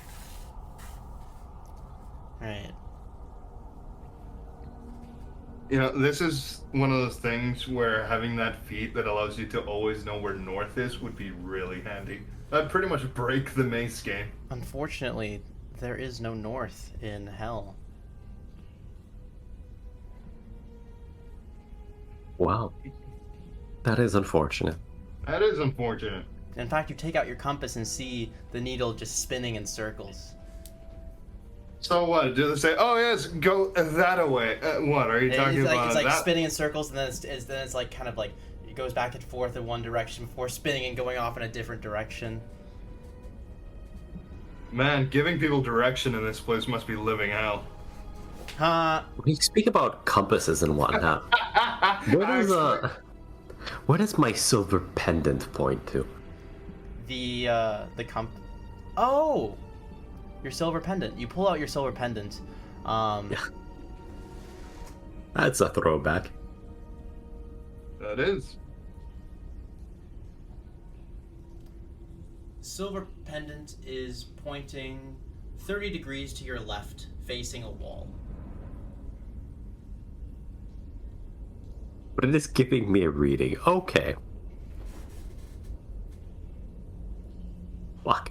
Okay. But I Fair thought enough. there was no way. No, I'm just fucking with you.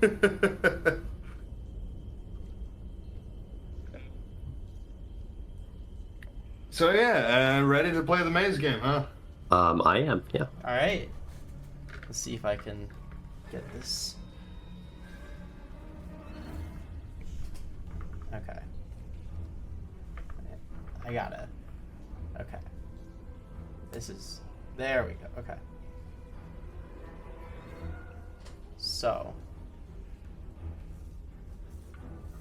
we have...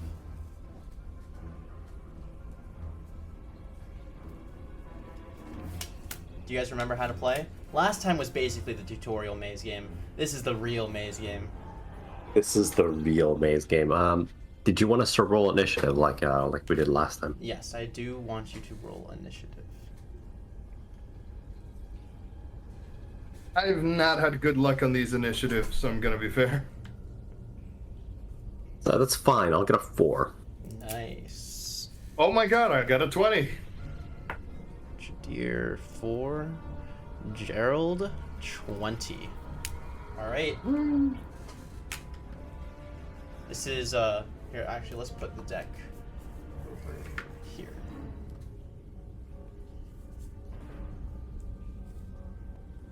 So, this is card 1. This is card 2. This is card 3.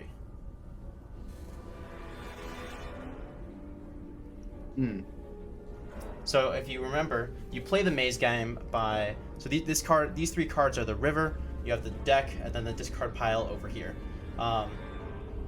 You pick card 1, 2, or 3, but before you pick a card, you have the action phase, where you can use one of the 5 potential actions that I showed you in the handouts chat.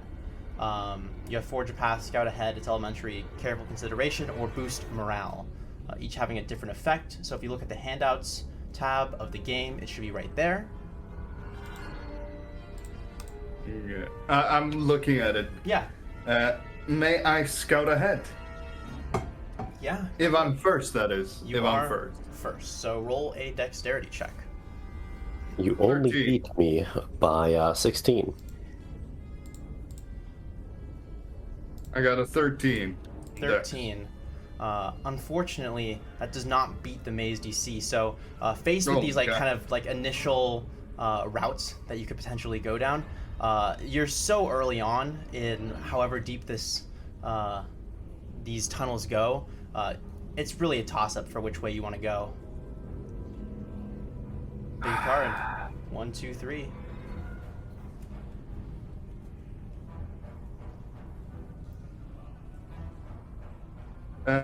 First card. Dead end. You are moving down and find yourself just faced with a straight brick hallway. Card stays there. Jadir, it's your turn. That's how we usually proceed. We have Gerald flip dead ends, and I've got to remove him. I'm going to resist that and roll a terrible stat of mine. I'm going to Forge a Path instead. All right. Make that strength check. Well, I'll get a 10. You try and kind of break your way through this wall to see if you can simplify the route down, quickly finding that this is perhaps a task for someone stronger than you. Pick a card. I'll go with 3. Another dead end. Oh, this is great. You move quickly down to the side and find yourself already blocked off. Who designed I'm just this kicking place? that one fucking wall. Back to Gerald. Boost morale. All right. Make that charisma check. 25. 25. You sing a song about how, come on, the engineers had to have designed this place to be at least somewhat navigable, and soon find your way away from the dead end. I like to think that it's a bit of an intimidation boost morale. If we keep bumping into dead ends, we could just play the I Spy game.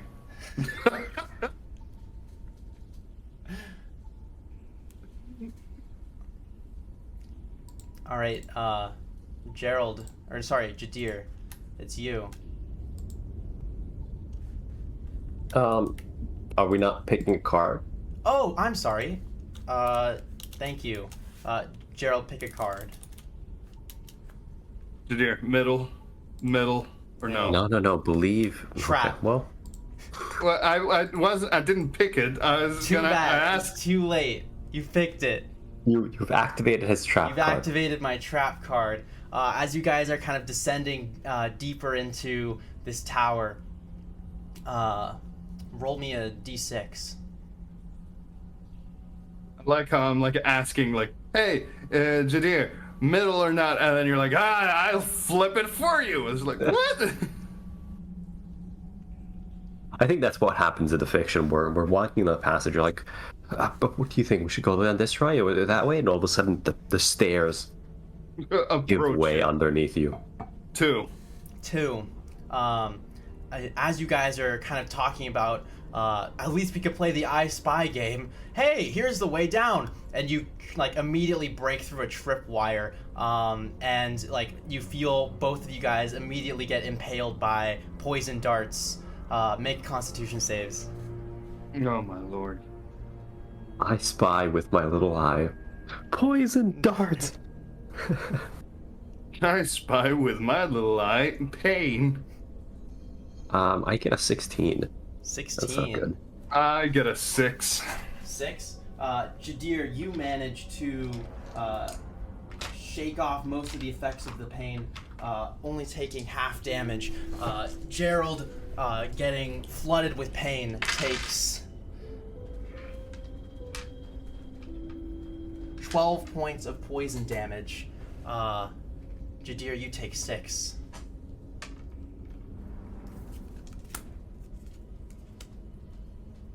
All right.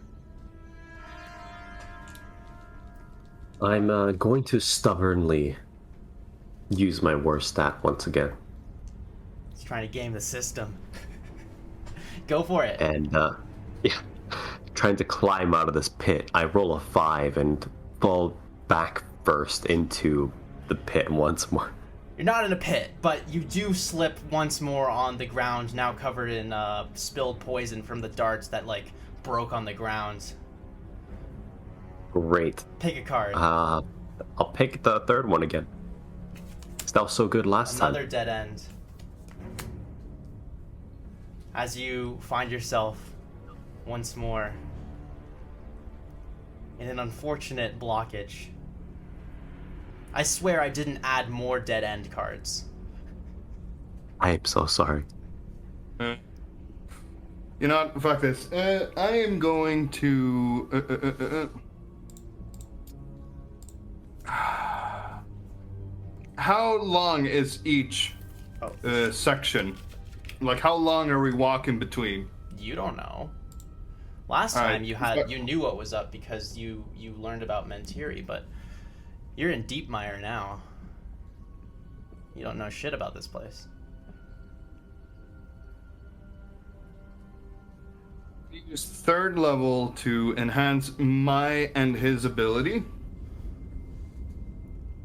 Can I give each other a separate one? It doesn't really state that you can or can't. Yeah, you can take, 2 actions. No, I'm talking Is about it concentration? No.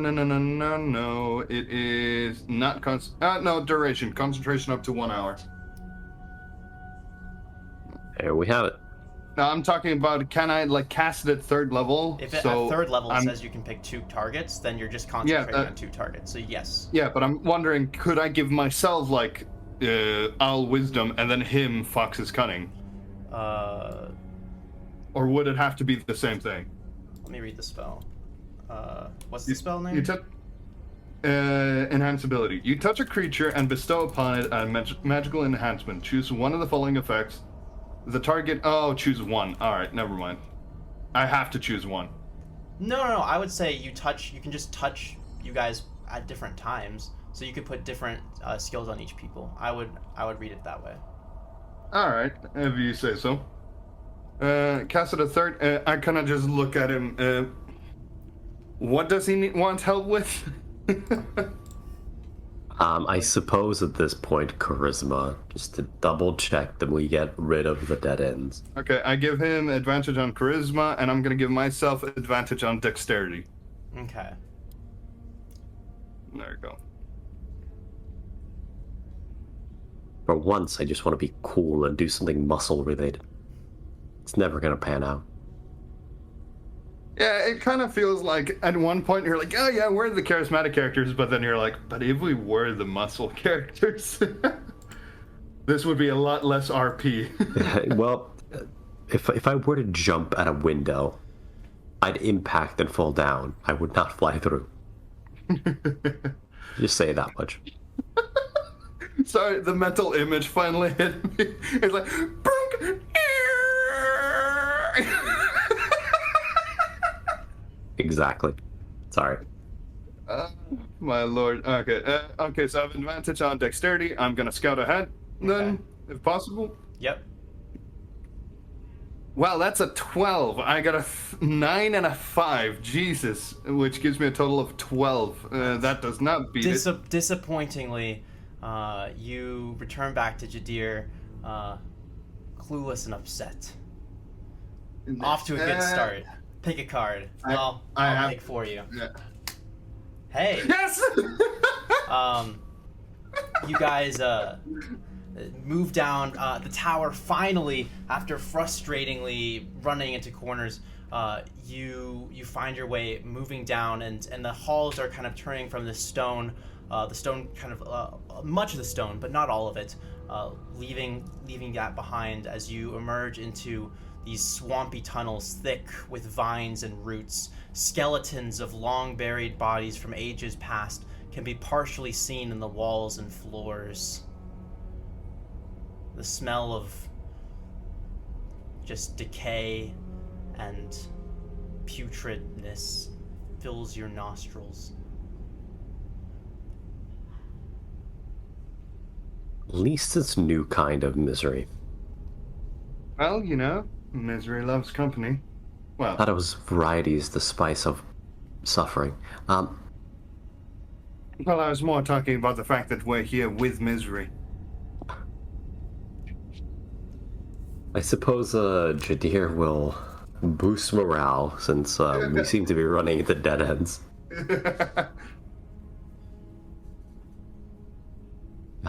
With advantage, I get a 21. Very Woo! nice. You boost morale. Alright, number 3 is cursed. I want to get rid of it, yeah. Number 3 is now good, so I'm gonna pick it. Okay. It's trapped. Yo, Oh no. fuck. Alright, so you guys are... I hate number 3. You guys are Wait. moving through these deep tunnels, and your feet tread across the sticky muck-covered floor, like not quite as bad as the swamp, but you can hear your feet kind of like a sticky floor. And you begin to hear a new set of those sticky mud sounds. They're getting louder.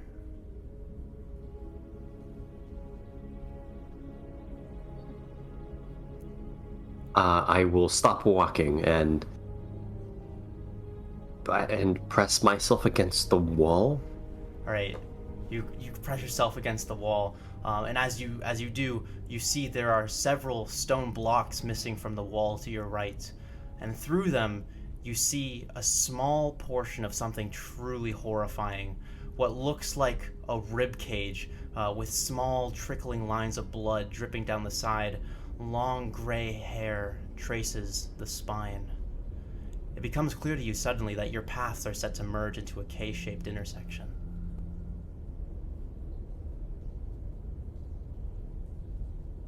All right, I will actually, as silently as I can, I will pull Dan into that missing piece.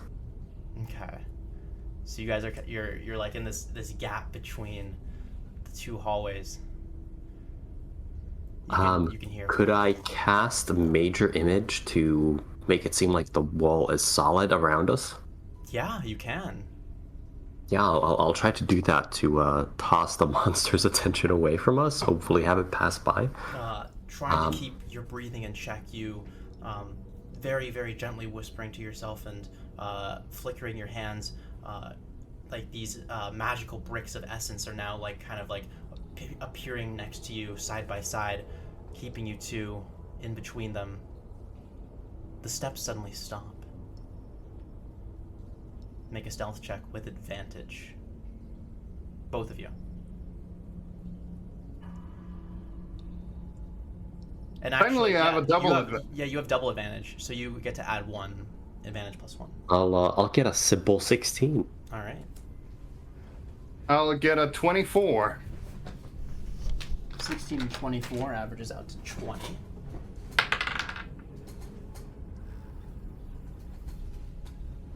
You just barely the monster stops, and you can see through the minor image kind of the back silhouette of like this hair and the rib cage, this thing walking on 4 strange backwards feet, stops.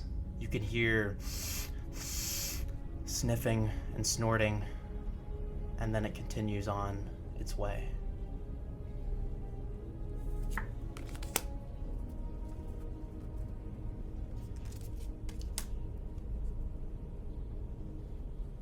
Well, that was good. I mean, That was very good. what's good? We're out of Cologne. Being stuck here for so long.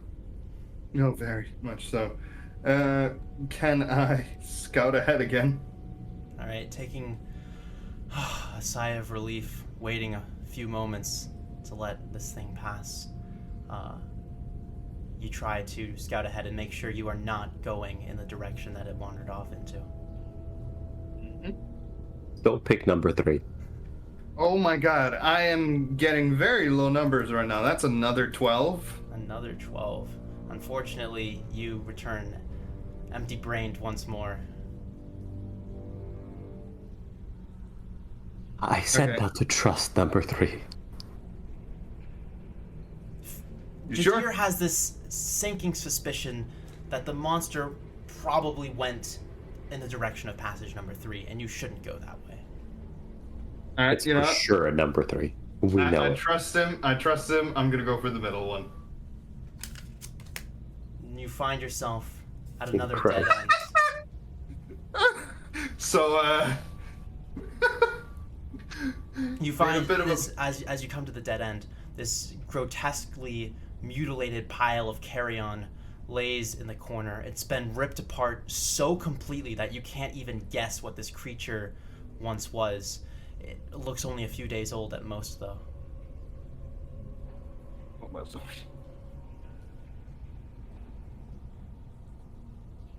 I feel like the dead ends have been Yeah, quite flexible. imagine it being fresh underneath all this. I'll try to remove another dead end. All right, make your charisma check. With advantage, I get a 12. You're still kind of traumatized by this close encounter with the monster and aren't quite up to boosting that morale. You didn't boost my Pitiful morale. attempt. Yeah. Well, How could you? the only way left to go now is passage number 3, and you also realize that that also must have been the same way that the monster went. There's only one way forward no. now. Unless you wanted to retrace your steps and go back. What's the worst thing that could happen? We'll just hide again. We'll pick number 3 and Mystery encounter. No? Roll a... That's new. Well, actually, I'll roll secretly. Alright. You, coming through the passage, you see yourself, you see this small opening in the side of the passage, covered in vines and deep growing roots. You could go inside if you wanted to.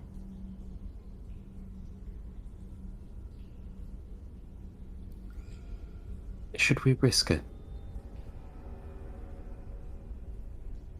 Do you want to risk it in the maze? I think so, yes. Well, if you say so. Do you want to hang back just in case? Well, here's the thing. If I crawl with you, I could dimension door you out in the worst case. I can free myself. Even if they block off all of you? Yes. Alright.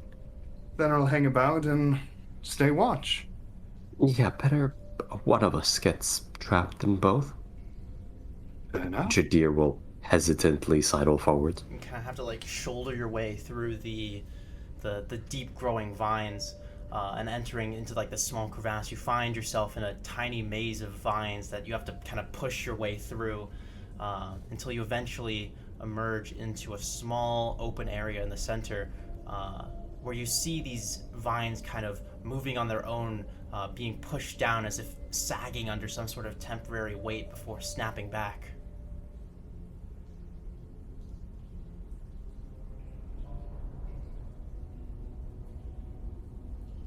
Jadir yells at Gerald. No. There's maybe something stuck inside the vines here. Well, what do you want to do? It might be not the friendliest thing being stuck in there. I could burn it? Nah, that might piss off some people. Suddenly, you feel this Yeah. force on your face, Jadir, like a clawing and scratching, as you feel like as if they're like some sort of tiny animal that you can't see, like crawling all over you and trying to rip you open.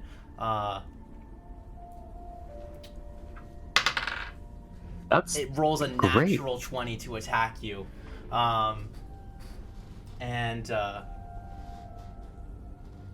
hits you for 6 points of slashing damage as you feel like these tiny, tiny little claws raking you. Something is on top of you right now.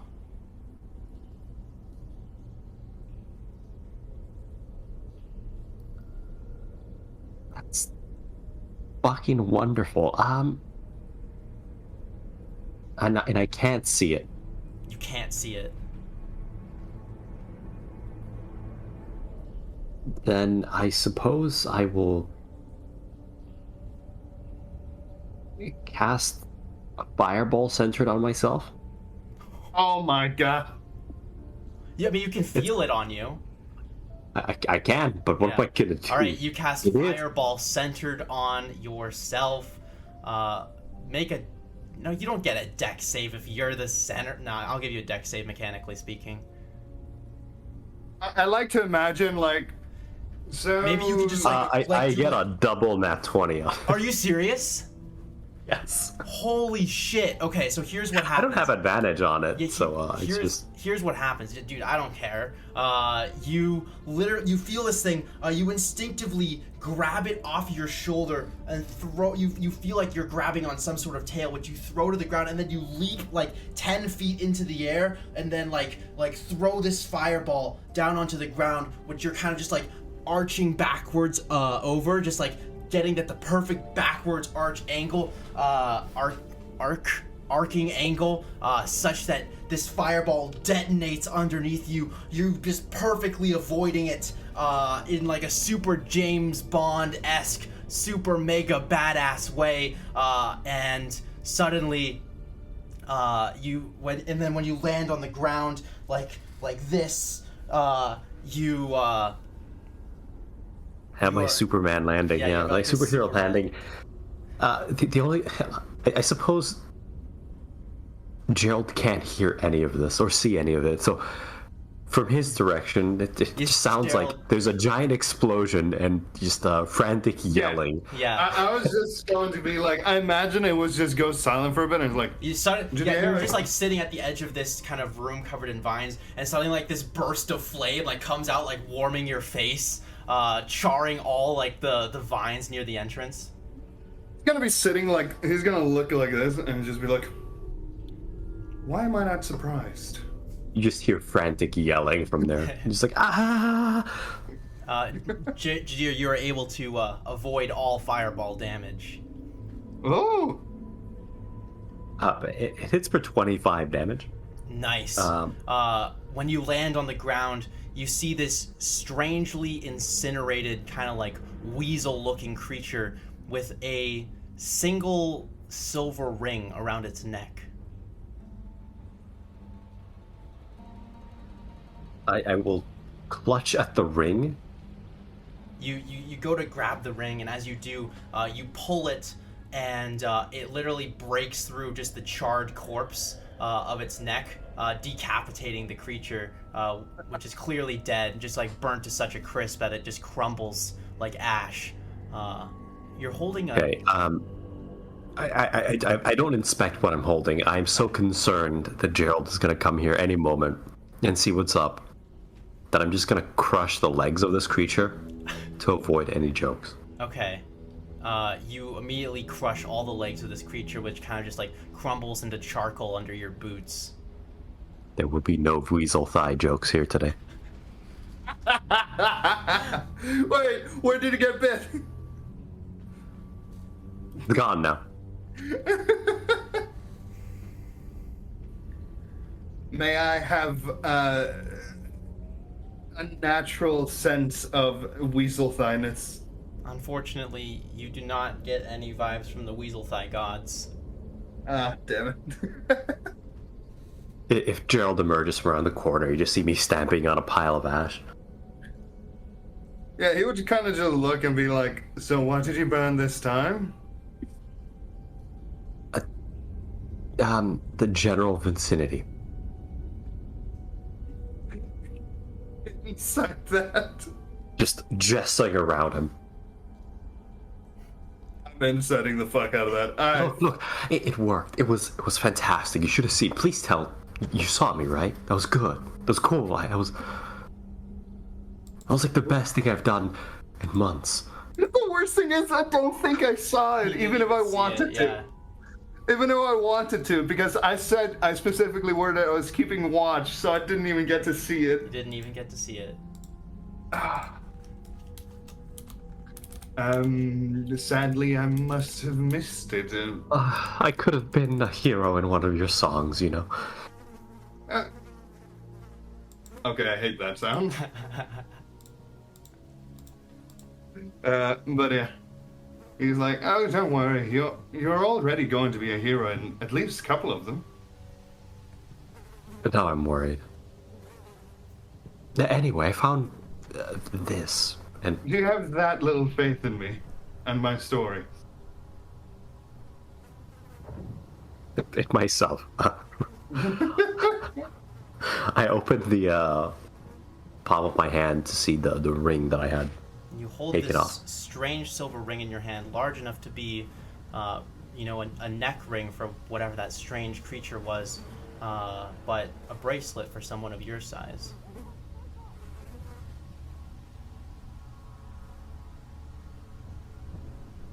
Well, that's a fancy little whatever that is. A bangle of some kind. Can I tell what it is like? Is it special in any kind of sense? Roll an Arcana check.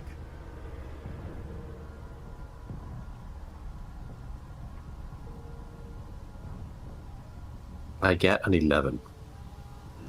You sense a magical presence to the object, though its nature is rather unknown.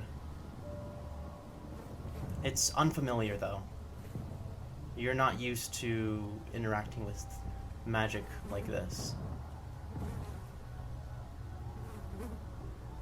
So, what do you want to do now? Like, should we? I'll pocket this and hope we don't run into the rib cage again. All right. All right. And since it is now my thing, I guess I will once again try to scout ahead and hope for a better goddamn roll. Okay. 11. Once again, Gerald, you are starting to feel rather useless.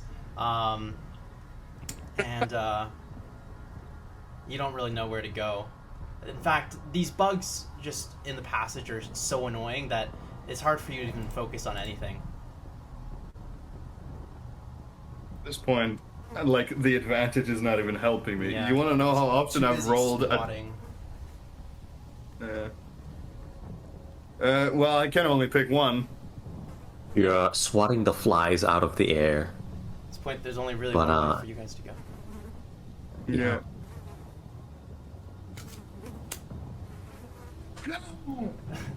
I love how we just accidentally, the last way to go, You- every single time. Accidentally find your way into this opening leading directly downwards as the muddy, swampy tunnels, just completely overgrown with vines and the skeletons of buried bodies, lead into kind of these more rocky, swampy tunnels. There's definitely a greater presence of rock within these deep mire here. Both times we find You should move the your mic closer to continuation. your face. Sometimes, me? yeah, sometimes it's not picking up your voice. I can fix that without moving it. There you go. Okay. Yeah, I just had to bump up the gain. No, It- I think it it's is a bit sensitivity, much at not the moment. Yeah, not the gain. What? Bump up the sensitivity, not the gain. Well, no, the gain thing should also work It's as a fine. sensitivity. Okay, it's fine. I'll just turn down your volume in chat. Okay, you're good. All right. Oh, was my? Oh, okay. So it wasn't actually no. Lower this down a bit. I'll just fix the settings a bit. Jadir, Boys, there we go. Mm-mm-mm. you are now in I these suppose- rocky, swampy tunnels. There we go. That should have fixed it. I will look to clear some of these goddamn dead ends because they're a pain in the butt. And I crit. I get a 25. Nice. You. Wait, are there special rules for criticals? Let me check. No. Okay. You successfully, you're in a new place now. There's new places to go. It's time to leave the past where it belongs. Let's go with number 3. Uh-oh. It's a new place. Oh! Oh my god! Hey! Number 3. Cursed. As you That continue only took like 5 flips. ever deeper down, the mud begins to get slightly thinner. The vines getting slightly less common. You see far fewer skeletons in the wall, and the rocks are getting more common.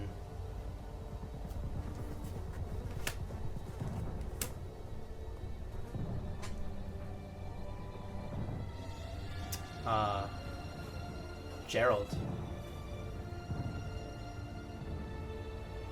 I will. Things got all of a sudden very dramatic in the music. Yeah. Dramatic. Very. Me failing at scouting. You haven't made a single successful roll. That's kind of crazy. And you have advantage. Yeah. Some library luck here. Alright, you know what? I'm stubborn. I want to scout ahead. Go for it. The curse is broken! 22! Alright. So, you know that one of the passages ahead of you is a trap. Okay. But, I want to see what number 2 is. number 2. Alright, going with passage number 2. You find yourself at another dead end. And, like, you get to the edge of this tunnel, and, like, what looks like long, fingered handprints cover the muddy floor here. Almost like 5-toed bird tracks, but much, much larger. Wait, quick question. Scout ahead, reveal the top card on the deck in addition to a card in the river. Wait, So hold on. I was revealing as well. Oh, Yeah, It so would've- it it's would've done the see the same. top and then the wait. Yeah. You're the So I'd top have to choose between the dead end and the trap. And of course I'm choosing. Okay, which one would you have chosen? What do you think, the dead end? The dead end? Okay. My bad, I forgot. Okay, No worries. Jadir. we've once more reached the point where I'm having to clear all these dead ends. Unsurprisingly, with advantage, I roll a 15 on my charisma. Just barely managed to Good God. Boost morale, clearing the passage.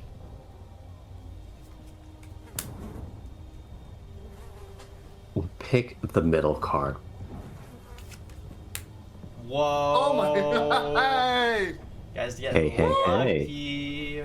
I know, right? Things are finally looking up for us. The mud begins to thin the deeper you go. The thick and grotesque bog of deep mire has given way into a deeper cave system, carving through the rocky expanse far, far below.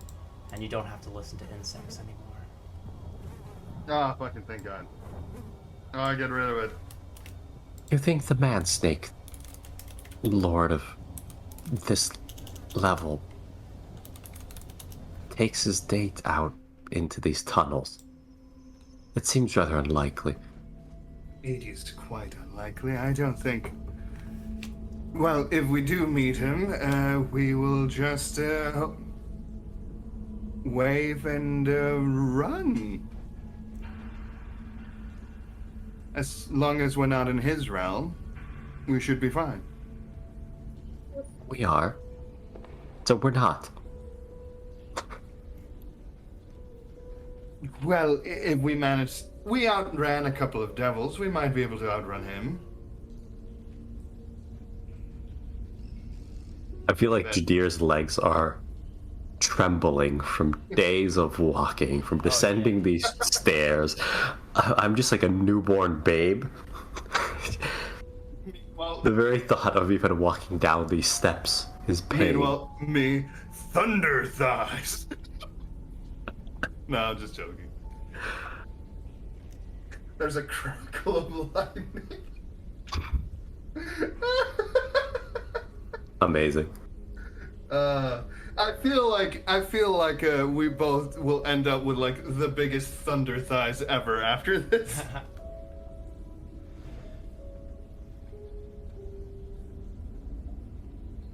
All right. You're up. Yeah, it is my turn. I'm going to... Fuck it, I have an advantage on these decks. 2 dice is better than 1. God damn it, 14. Unfortunately, you are just shy of being able to scout ahead, finding your way, just going in a circle. I kind of want the thing to end so I don't have an excuse to use decks. I want to boost morale instead. But yeah, no, I'll pick... Wait, there's 2 Oh, options. okay. Yeah, it's just a bit confusing Yeah, on the deck has just gotten really small. Middle. Oh, fuck. Alright, so the Deep Mire cave system, gives brief respite from the twisting tunnels as it opens up into a wide canyon-like shaft at which you find yourselves at the edge. A single rope bridge spans across the abyss.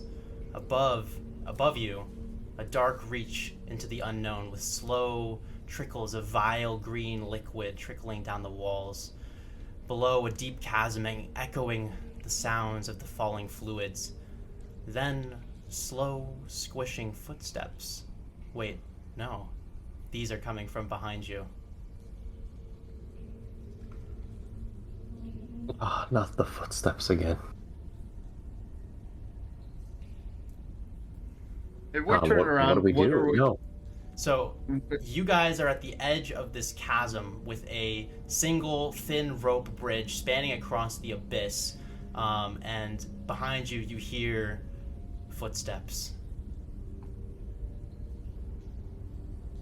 Question. Do we see what is behind us? Are you looking? I peek. Alright, you look behind you, and are you waiting until you see something coming? No, I'm following Jadir's, but like if he's doing anything, Jadir, it's what are you not. Yeah, light 3 sticks of dynamite and eat it. doing? Alright, you throw 3 sticks of dynamite directly in the direction that this thing is coming. And just as you're throwing it, you see a tall, lean figure standing on hind legs with feet that look like hands, backwards with long, sharp claws. Its body is that of a starving man, but 8 feet tall. The chest opens up into a second mouth with ribs like moving teeth with the mobility of fingers. The head is a wolf's skull with empty eye sockets protruding directly forward from a long neck with a gray mane. It drops down on all fours and begins sprinting towards you with vicious ferocity as you chuck this dynamite directly at it. We gotta get crazy music now. Oh my god. Oh, this thing is disgusting. I was really hoping for something that could talk. I kind of want to charm one of the residents. I don't think that you want to talk with something that has 2 mouths. One of them is made of a rib cage. Yeah, that's why I was hoping for something a bit more humanoid. Like a tree. Like a tree. Because I do have Charm Monster. Doesn't work really. Well, I could make it stop attacking us. All right. You throw Yeah. the dynamite, and it detonates in the middle of the passage. 1 stick of dynamite is 3d6 fire damage. So roll me 9d6 fire damage.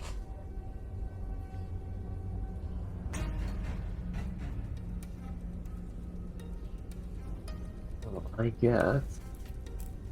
Did you just throw 1? No, I tossed the 3. Is that all your dynamite? Yeah, that is all my dynamite. I throw. So you said it was 3d6 per stick. Mm-hmm. So it's total 96. Okay. Yeah, so I get 30 damage. 30 damage. This just like blast of like force shrapnel rocks and fire explodes as the creature it just like pounces through the flame, just like exploding into fire along its back, screeching out in this horrifying shrill, charging directly at you. I gotta roll initiative for this thing.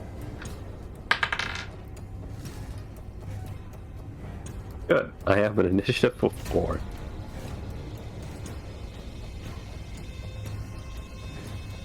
Ah. Alright, it has an 11.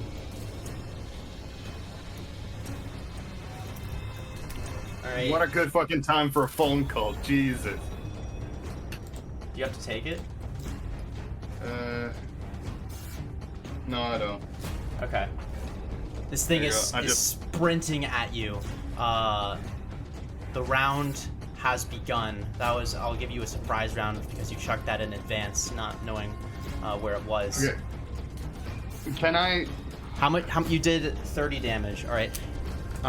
It shrieks in response to being like inside of that flame, feeling like it did a substantially greater amount of damage than it should have.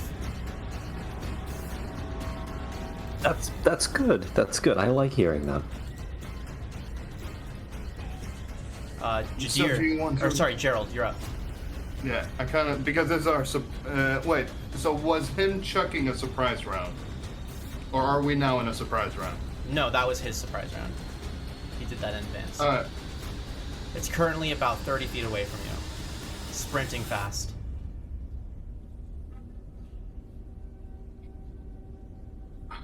I wish Ace was out because that would make it have a more difficult time of getting resisting a charm. Behind you is the bridge across the chasm now as you're facing this monster.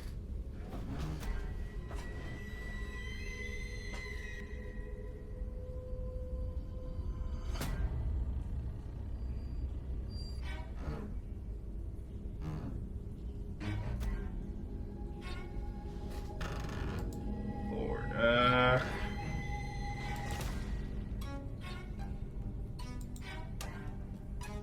fuck it. I'm gonna test it out first, and I am going to cast Suggestion on it. Okay.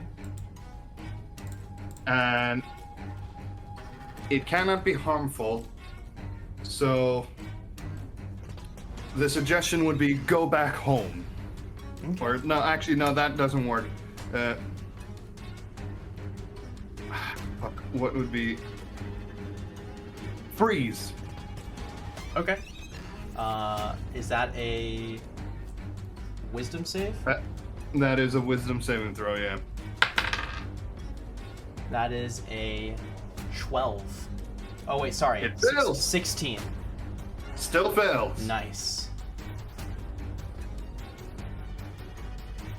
Oh no, wait, did you say, wait, did my DC go, wait, I thought my DC was 17. Okay, never mind. What is our, I'm just double checking, because for some 16 reason is correct, yeah. No, because mine is 16 right now. If your DC is 16, it passed. Yeah, that's what I was thinking. For some reason I thought it was 17, but... All Could be right. next level. Yeah. Oh, okay, next. Oh, okay, yeah. I was just miscalculating. Yeah, then it succeeds. Fuck. Do I have any cantrips that are...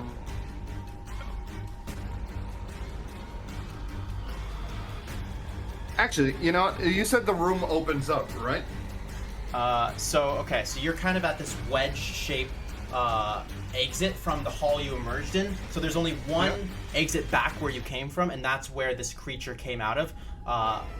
Then there's this giant chasm, probably about 50 feet wide, that there's a long rope bridge across behind you. And from there, on the other side, there are 3 fissures that you could probably squeeze into. On the other side of the chasm. I'm gonna do something. I am going to, knowing that the monster is fairly, looks clumbersome, right? Clumbersome? Well, from how you described it, it doesn't look like it would climb very well. You're gonna have to speak something more English. I don't think this is a language barrier right here. What does clumbersome mean? It's an English word, but clumbersome, it basically means, like, if it were to try to climb, it would be very clumsy with how it is climbing, like, because it doesn't, you know... At first, with all you have, it's hard to make an initial judgment off of what its abilities are going to be. Well, yeah, I just said it Got seems... hands for feet, man. Well, yeah, hands That's for... prehensile as fuck. Okay, fair enough. I'm going to use my boots of spider climbing, and I am going to walk down the wall. Hi. All right. It was nice knowing You you. walk down the side of the chasm for 30 But not feet. like, no, not for 30. Just enough where I can like still walk 5 feet and see what it is. Like, I'm pretty much just getting out of the way as it is stampeding. So are you just like right at the edge, at the top of the, at the top of the wall like this, or at the top of the chasm? So you're just standing sideways. Pretty much. This creature is running towards you. What will you do? I will plank. What right. do I? I literally, I tried. He's just like standing sideways on the chasm wall now that you're at the edge of. You can see the rope bridge across, and you can no longer see the creature because you're...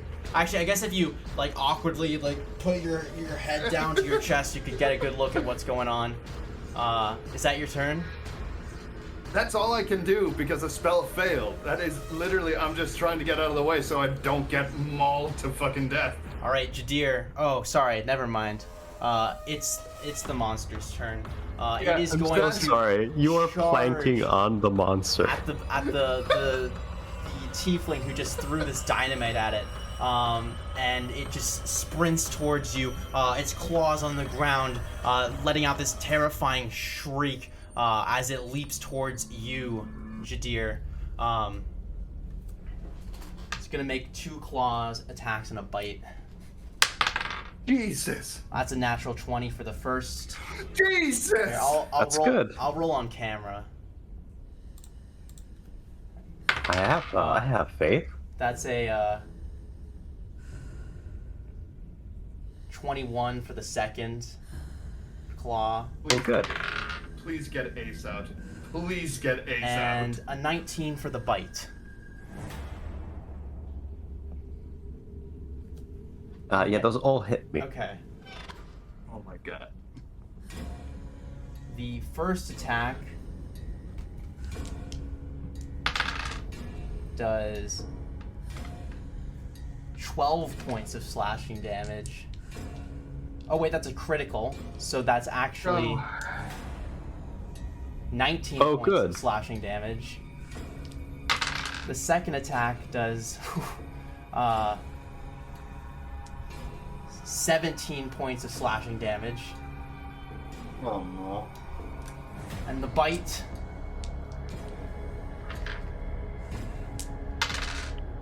oh, 2 ones. Does 7 points of piercing damage as this thing just completely shreds into you. You are immediately met with such a terrifying force. You feel death clutching at you at this very moment as you are just like torn by these claws and ripped as these teeth rake across you. You can feel the rib cage beginning to try and envelop you.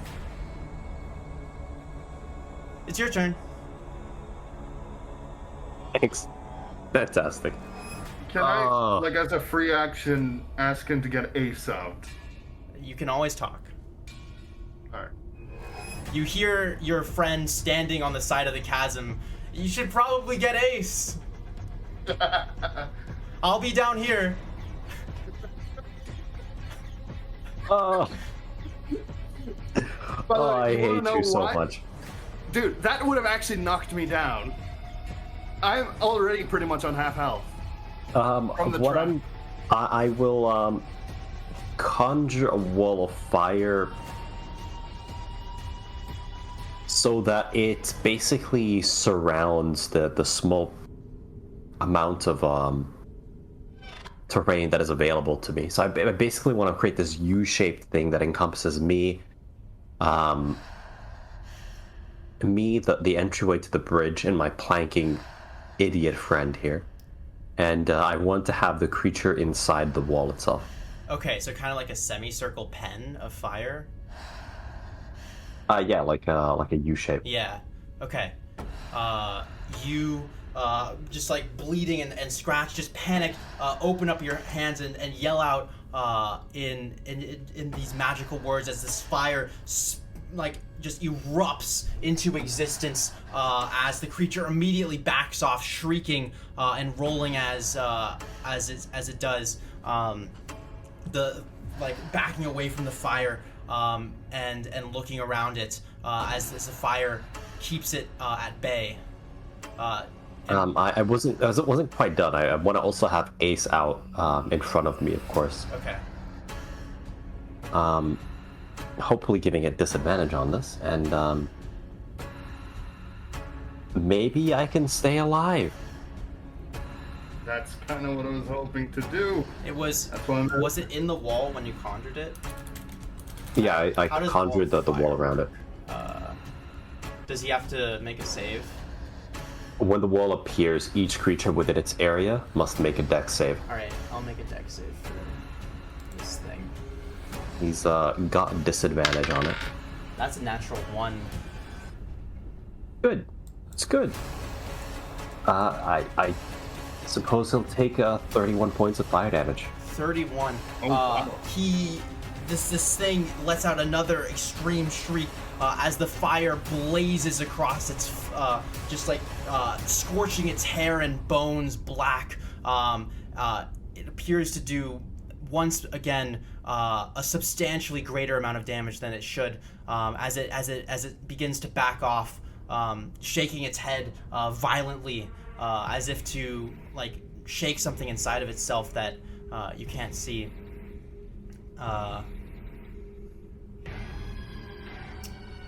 That is your turn. Can I run away across the chasm on the bridge? You begin to run across the bridge. It's kind of like waving as you run across it. Underneath you, like unstable, and scary. If you let any moment that one of these boards are going to give way under your feet, but the adrenaline of the situation just keeps you going on death's door.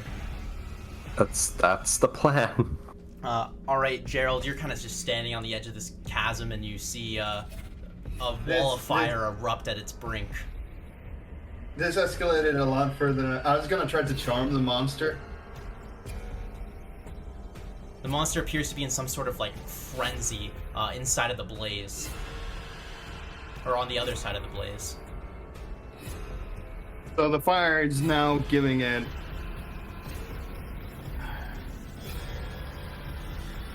Does it take damage on its turn in the fire? If it's in the fire. If it ends there, yeah. Okay, so that actually might work out then, because if I charm it or use suggestion on it, it might just fuck off. If you keep yeah, so essentially if you end your turn next to the wall, it's still gonna burn you. So Ace will still be burnt by this eventually, but he's not in the flames yet.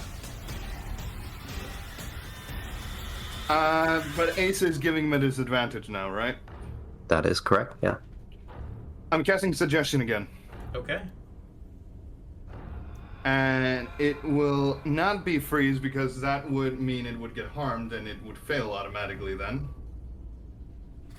So I'm gonna tell it to go back to the hallway, like where it came from, and stay there. Ace's initiative is 11, by the way. Okay, thank you. What's his dex modifier? It's included in there. Yeah, but it's the same as the monster, so... Oh. What is your dex mod, Mr. Wood? Should we first see if it succeeds on the saving throw or not, with the disadvantage? It's a +2. Oh, right, disadvantage saving throw. Okay, so the monster goes before Ace. Come on. Saving throw, so let's say a 10 with disadvantage. It fails. It goes back to where it fucking came from. The monster just there. freaking out, seeing the walls of fire. It lets out another, like, just horrifying shrill echoing through the chambers in this terrifying cry. And then turns around and sprints off into the chamber behind it. He'll provoke an attack of opportunity from Ace. All right. Well, Ace, take it. Keep in mind, that can fuck over the charm. He gets another save if he hits him. Ace doesn't really know that, and he'll. Well, actually, you command him, don't you? That's his own sentient thing, but I'm currently freaking the fuck out, running away. Oh no! All right, make an attack for Ace. Ace gets a 20. That hits. The monster gets another wisdom saving throw, I think. Roll damage. Wait, actually, or does it fail outright? So he'll take 11 piercing damage, and the creature has to succeed on a strength save. Or fall prone. Well, that made what I did useless. It ends the spell automatically. Sorry. All right, and it took 11. Ace. Wait, wasn't it? The monster appears to be turning around to leave, but Ace instinctively rakes its claws across the monster's hind legs. You could hear this, like the sound of fingernails on a chalkboard as the claws rake across its back hind bones, dealing damage to it. Another shriek as the monster goes to take its turn. The spell. He should still have to make the strength save to oh, that's true. Sorry. avoid being prone. Yeah. Thank you. So DC 13. He succeeds, and so yeah, so that I'm gonna say he lost that. When he got attacked, his movement was interrupted, and he was going to re-engage with you. Going to immediately slash at Ace with a claw bite. Getting a 22 for the first, a natural 20 for the second, and another 22 for the bite. Well, Ace has 2 more AC than I do, which means all of those hit. Okay. First claw, Jesus Christ. deals 17. Second claw deals 12. Oh wait, wrong dice. And the bite. The second claw was a critical. So it actually deals 17. And the bite deals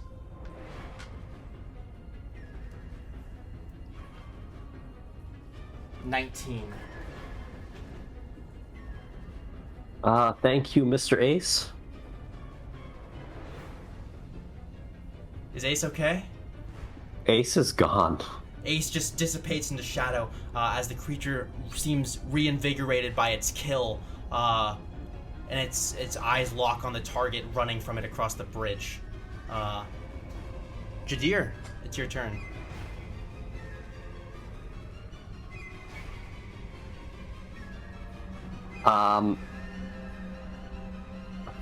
Fuck it. I will, I guess, spend 3 sorcery points and give the creature disadvantage and cast suggestion.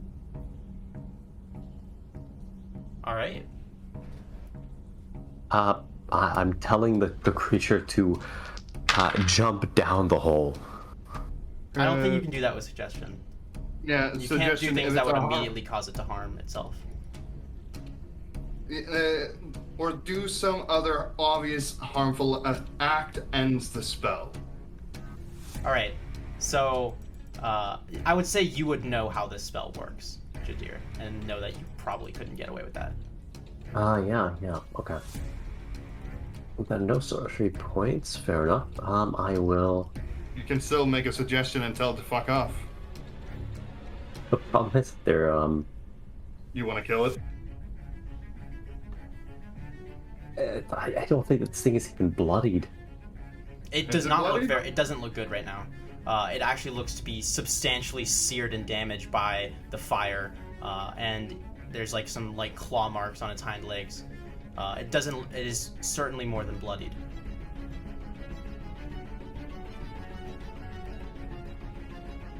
Did the creature take a move action on his turn? I mean, where is he located right now? It was going to move. It used its move action to start moving. It got attack of opportunity, breaking the spell, and I ruled that as well. Anyway, he doesn't. It doesn't appear to want to charge through the flames. The thing is, if he ends on the wall, like, he'll take the damage again. He would not. He would end away from the fire. He definitely would not stay in the fire. Okay. The thing is, it has a 10-foot radius where it would still take the damage. So I kind of described the wall as surrounding the area right around the entrance to the bridge. So if he would want to do that, I would like it to be in a way where... Okay, yeah. He's on the other side, but I mean, it depends on how you want to roll that, okay, of course. he ends his turn kind of with its gaze focused on the figure running away from it, the flames licking at its feet. Roll damage. He'll still get a save. He still gets a save, okay. Yeah, no disadvantage this time. It's just DC 16. That is a 20. So he'll take 12 damage. 12 damage. All right. It screams out again, in pain, and you see like this. Actually, you don't see anything. Never mind. He's within the fire. It appears to be just like in unbelievable pain through these fires. All right. Well, on my turn, I will fireball, upcast it at 4th level. All right. I suppose. I mean. Yeah. Yeah. The deer has had enough of running. He wants to kill this thing. I am so close to dying that it's not funny. See, here's the thing. I was gonna charm it, make it run away, and then I was gonna heal you. Oh, I totally get it. It's the same DC 16. It's a fail. All right, that's good. I'll And deal another 33 fire damage to the creature. Across the bridge, you turn around and see this thing in the flames. You get this fireball growing in your hand and just full send this fireball streaking across the bridge, detonating in the face of this creature, exploding into a violent flaming sphere. Gerald, you feel like the flames, you're just kind of on the wall and you can see them exploding, just jetting right over your face, your nose like barely behind the fiery flames. The bridge begins to ignite as the sphere encompasses the dry wood, and you can see, Jadir, as through the wall of fire, the monster begins to dissolve into these strange red particles that you then see to be little motes of like blood that form into a single sphere before compressing into a diminutive point and then dissipating in an instant.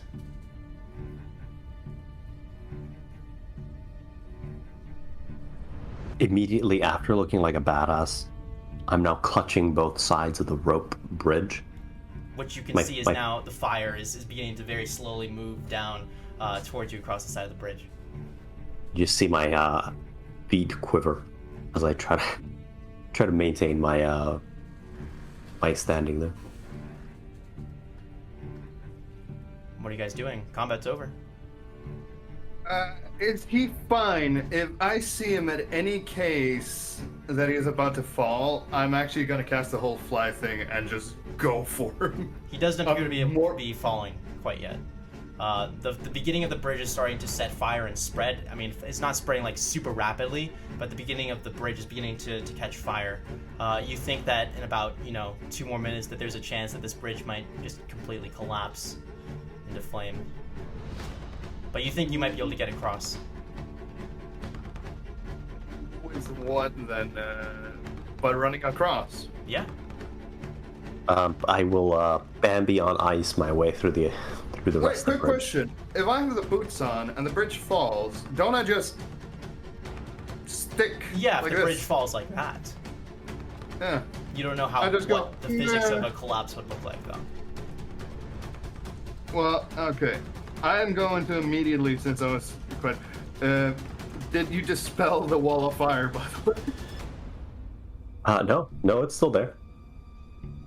There's enough room for you to climb up. I sort of left it. It was like just like a purpose, single tile of potential movement.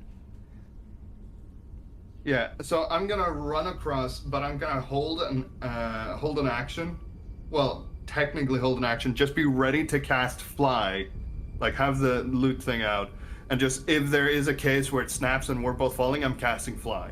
All right, are you guys both running across the bridge? Bolting it, I'm assuming. Running may be a bit of a strong statement here, but yes. Okay.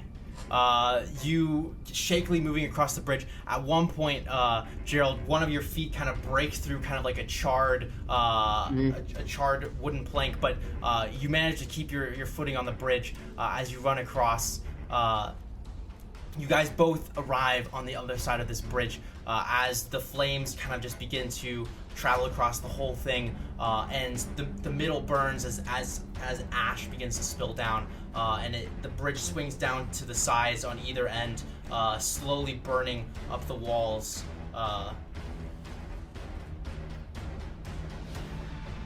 Congratulations on not dying. I'm gonna take like a 5-second pee break. I'll be right back. All right.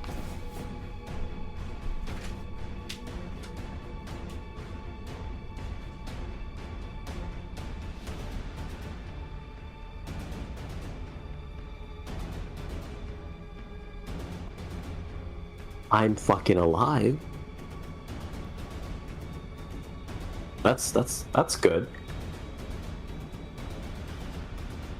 I was on 5 HP there. Wait, you were on 5 HP?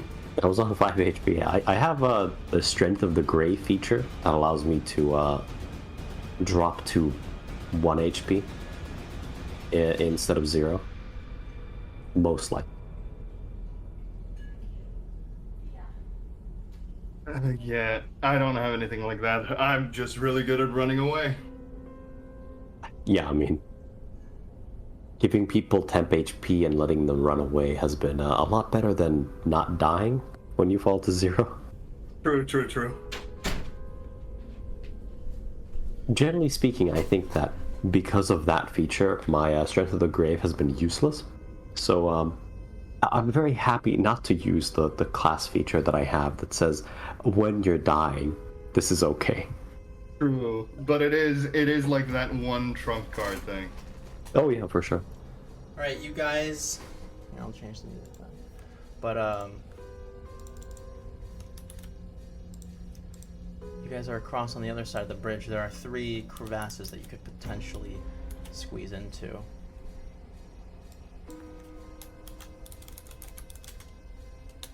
I just need to rest for an hour. I mean, Okay, so we're taking a short rest. yeah, I really need to roll some hit dice. Actually, you know what? I can do one better. I can actually heal you a bit. Well, I mean, I have hit dice that I can roll for free, so I might as well Alright. use them. Fair enough. But yeah, I would definitely want to take that short rest if I can. Yeah, you guys, you just collapse on the other side, the bridge having burned behind you on the other side of this giant chasm. I'm gonna make it a bit like, since we're gonna rest for an hour, I'm just gonna ritually cast a tiny hut. Okay. Just so we have a bit of a safety roll. You being a bard, don't I get a bonus on short resting? Oh yeah, you do. You do get one. The where is it? Where is it?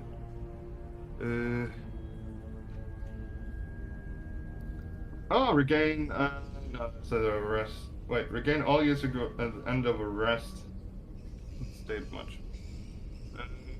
Where is it? Wait. Oh yeah, Song of Rest. Yeah, you gain a 1d8 additional healing.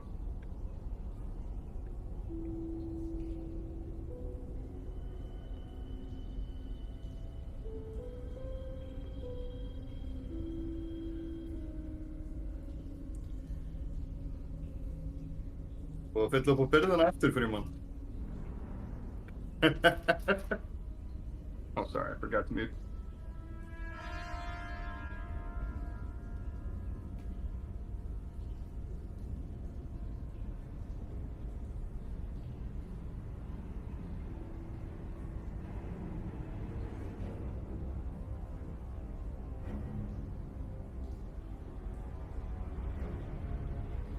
Alright, that's good. I'm on 2 hit dice now.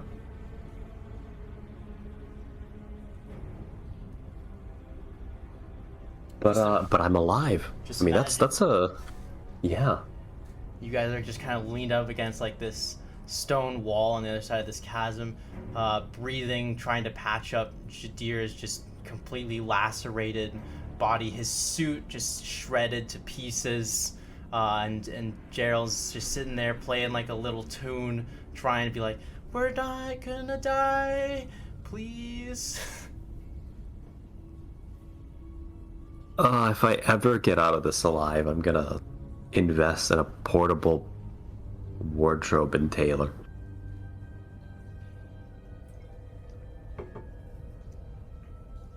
Just to have a fey cupboard that'll stitch my clothes back together.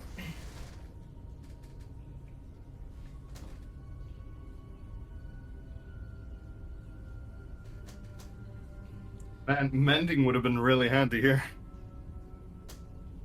Don't talk common sense. We don't do that in this party.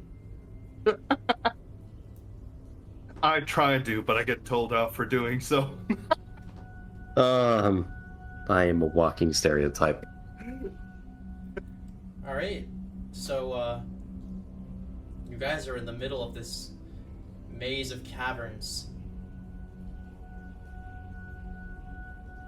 Let's press on, I suppose. It was my turn when we ended, yeah? I think so.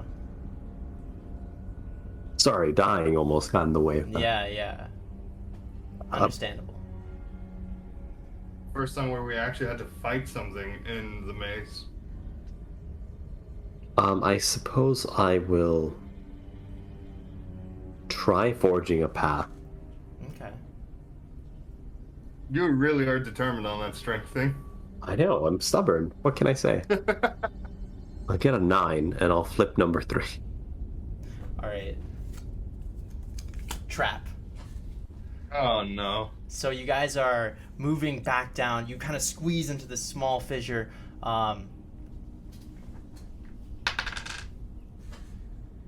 And you kind of begin moving into this tiled area where suddenly the tiles like tilt downward into a grease slide as you begin spilling down further into the caverns into an unknown chamber below, creating this loud crashing boom. You are certain if there's anything in these chambers, it has now been alerted to your presence. And I just added a monster card to the discard pile. That's fantastic. All right. Lovely. Can I scout ahead? That's. I am also quite stubborn, not gonna lie. All right, roll that dex. 22. Very nice. Okay, which card would you like to reveal in the river? Card 2 or 3?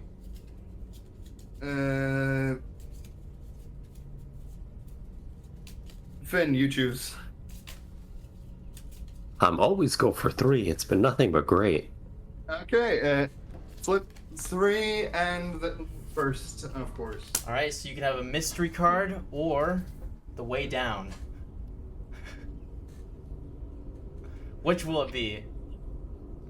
The funny thing is... Be careful about this one. I want to go down. All right. As enticing as loot is, possible loot, I'd rather get out of this hellhole. The caves are beginning to warm as the last vestiges of the putrid swamp give way to pure rock. Surely the 4th layer of hell is fast approaching.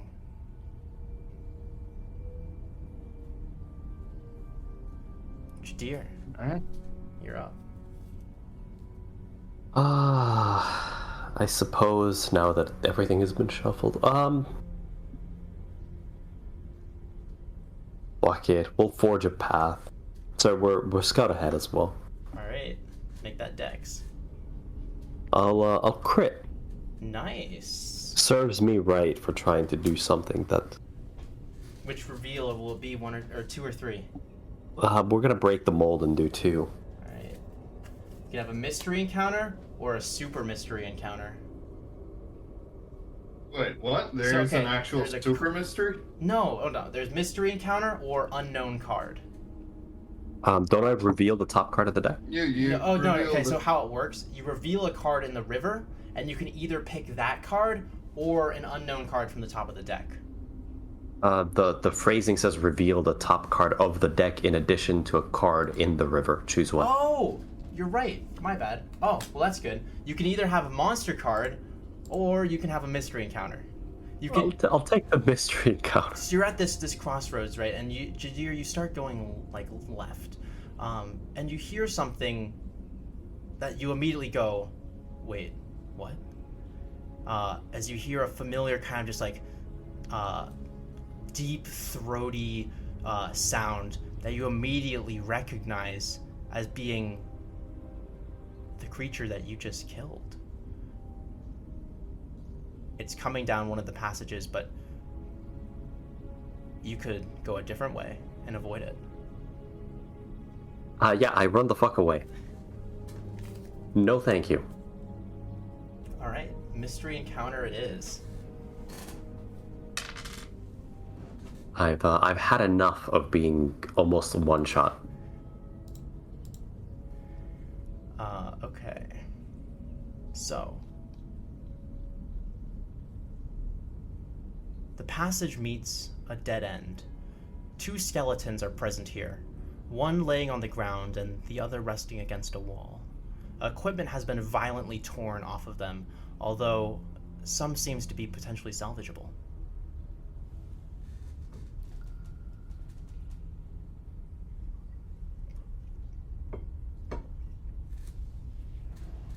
Do you care if I disturb the dead?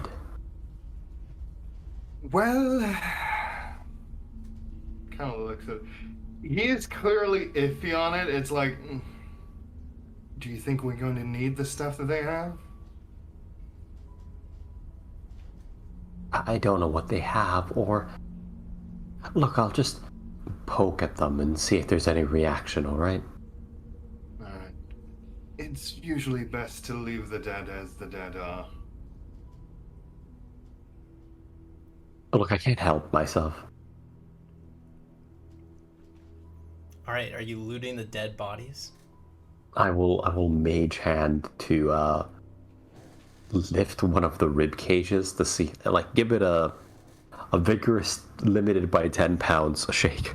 Alright, you just, through time, you just kind of shake these bodies apart. Much of the equipment has been completely just torn to shreds, but you do find a single silver amulet with a red gem in the middle, and a very well crafted looking dagger. It has like this very faint kind of aura to it.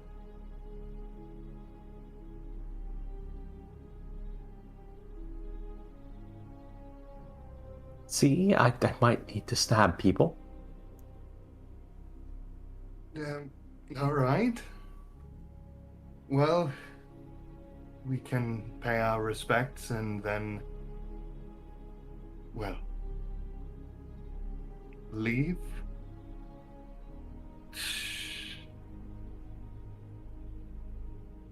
Alright, sounds good. Wonderful. Here, coin. Jadir, like, places a coin on top of the skull of both of these lads. They each now have a coin balancing on their foreheads.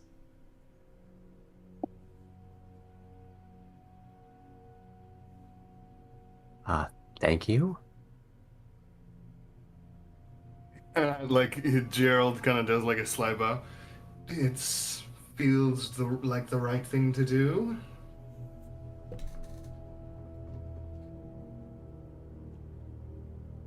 Well, at least people can't say that we don't try to be nice, right? So, not to be terribly sad about this, but I actually lied. I have 0 gold. Oh. I have nothing. I don't even have copper. I'll give him 30 gold. And I'll place 2 myself, putting me down at 400.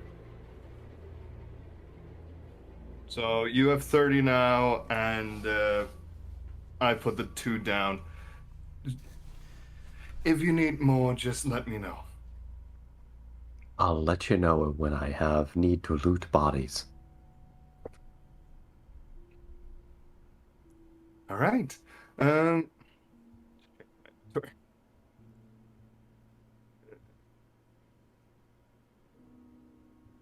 So, I Trying to believe change. it is. Are you guys taking the equipment? Oh yeah, for sure. Okay. Yeah. I put the 2 gold coins on their forehead, and like whisper, like a faint, like just thank you, pretty much. He says, "Thank you." Yeah, kind of. Pockets equipment. Hobbles off. All right. Gerald, it is your turn. You know what? I've learned from my mistake, but I'm still gonna do Dex. No, fuck it. Charisma. I want to boost the mood. Fucking hell. I don't trust Dex anymore.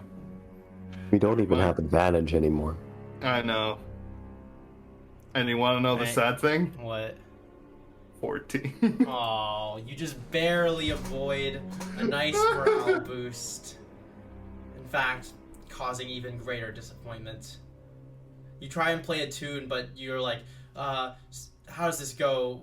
And then it's like, secret tunnel. The lyrics trail off. Yeah. All right. Which card are you picking, 2 or 3? I will pick 3. There you go. Oh my god! All right. 3 really turned it around for us. It tried to screw us in the beginning, now it's only helping us.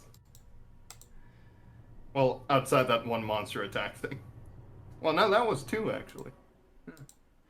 So, with the profound destruction of silence, a clap of thunder echoes through the halls, and you notice the smooth stone of the caves has been turned into porous volcanic rock. The tunnel grows wider and wider, and a red light is now shining from a distant end of the tunnel.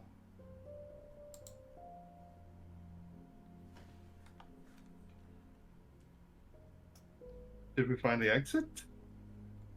I don't know, did you?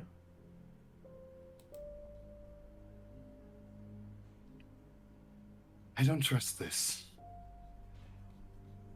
Looks like we have an easy way forward. Let's just hop on out and see where it leads. I mean, why stay here? Do you have rope by any chance? Do I have rope? I do, yes. How about this? We'll make sure that there's a good distance between us. We'll try rope between our waists, and therefore if anyone falls down or anything happens, we can pull each other up.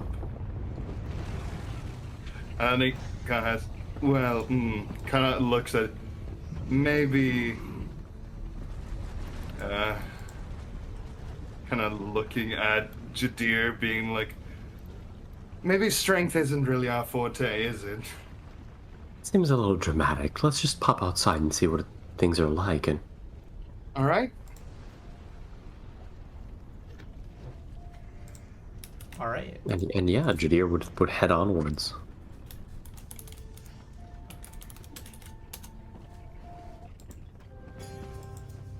So,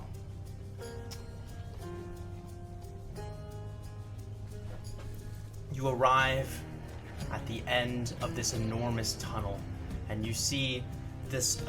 You arrive at the very edge of the 4th layer of hell, peering down from this great expanse at the end of the tunnel, emerging from 3rd layer of hell. And I don't know. I just realized I was gonna go further and start our journey into the 4th layer, but it's getting late. So It is. I actually think this is where we are going to call our last session here. Seems like a fitting place to call it. Yeah. Yeah. God, I hated that maze. Did you? Yeah. Oh, it was great actually. I kicked my ass. I enjoyed it, but I hated it because it's like, oh, I want to do something, fail. I want to do something, fail. You just got unlucky. Oh, we had such an amazing start. Oh yeah, but it's funny. I enjoyed it, but I hated it at the same time. Like. Oh yeah, I feel the same way. I mean. Yeah, it's like the maze itself was amazing. It's just luck was not on my side. Ha ha ha. Ah, the puns are killing me. Well. Okay. I suppose as like final thoughts. Before we would head on, I spent like a ton of my hit dice, a bunch of high-level spells, and I want to see if I can identify all this loot we found. All right. Yeah. So I would like to long rest, obviously. Okay. You can long rest at the very edge of the crossway between Deepmire and Phlegothos. Yeah, and you can take 20 on your identification, I guess. So, Now I have to scroll back up. Which would you like to identify first? Well, go in order. I want to figure out the ring around the weasel-like creature. All right. Do you have the identify spell? I don't, but I should be able to just attune to it and know its effects at that point. Okay, so you're tuning to the ring, or not the ring, the neck ring on the strange weasel creature, but more of a bracelet for you. So you attune to this and find an unfamiliarity with this magical device. It's certainly magical. It feels like as though you can cast a spell from it, but you can't quite feel what that spell is.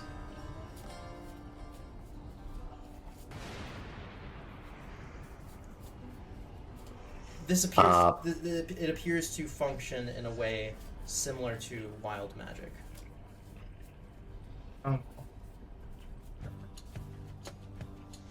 Also, I know this. So. Fuck it. But Jadir would do it. I mean, just point. Okay, you're just gonna go? Yes, I mean that's exactly what Jadir would do. Okay. One second. Check. Yeah, I knew it. It's a Hades. roll a D100.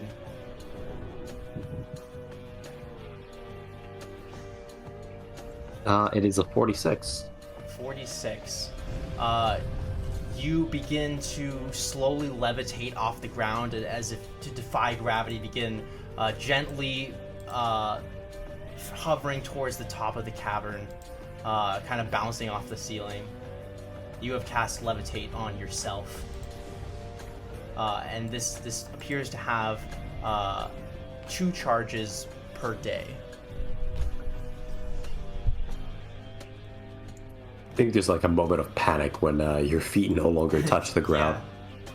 Just running in place. Immediately, like as soon as I see him, I like pull his leg. Like I'm like holy. In his head, Jadir was casting fireball, right?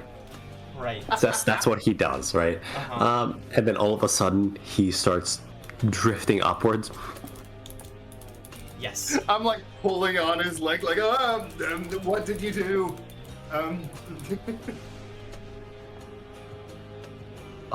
Fair enough. Am I able to pull him down, or am I getting pulled up with him? Nope, it's just Jadir. No, I'm like pulling on his leg. Oh, you're like trying to keep him like from like flying off to like the top of the cavern. Yeah, I'm like, Eventually, the spell ends, and you drift back down to the bottom. I suppose there's also the dagger and then the silver amulet with the red gem. The amulet with the red gem appears to be non-magical in nature, simply decorational. Though the dagger, you, after some time messing with it, appears to be a +1 dagger of returning.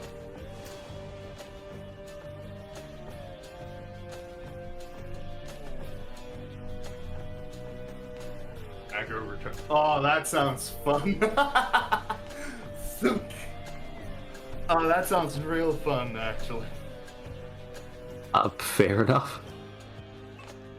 Just gotta wrap it in a towel and use it to annoy people.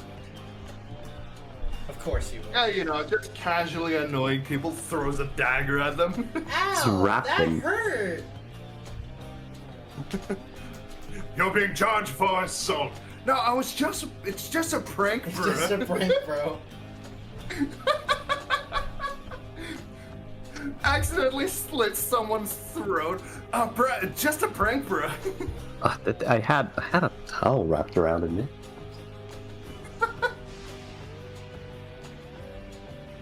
Yeah, but like, imagine the towel falls off as you're throwing it. Just accidentally kill someone for a prank. Did you want to keep any of this? The levitate bracelet, dagger returning. Yeah, up to you. Like I actually have quite a bit of items. I have the loot and I have the boots. So up to you. Then I will keep both. I already have some minor uses for daggers, and not dying to drops is pretty good. Definitely. Well, it's. Are you sure it casts levitate? That's the thing. It did now. This will be fun. I swear. Jadir Quick, knows what he's We're in doing. a tense situation. We're running from a monster. I need to levitate. Go, bracelet! Jumps off cliff.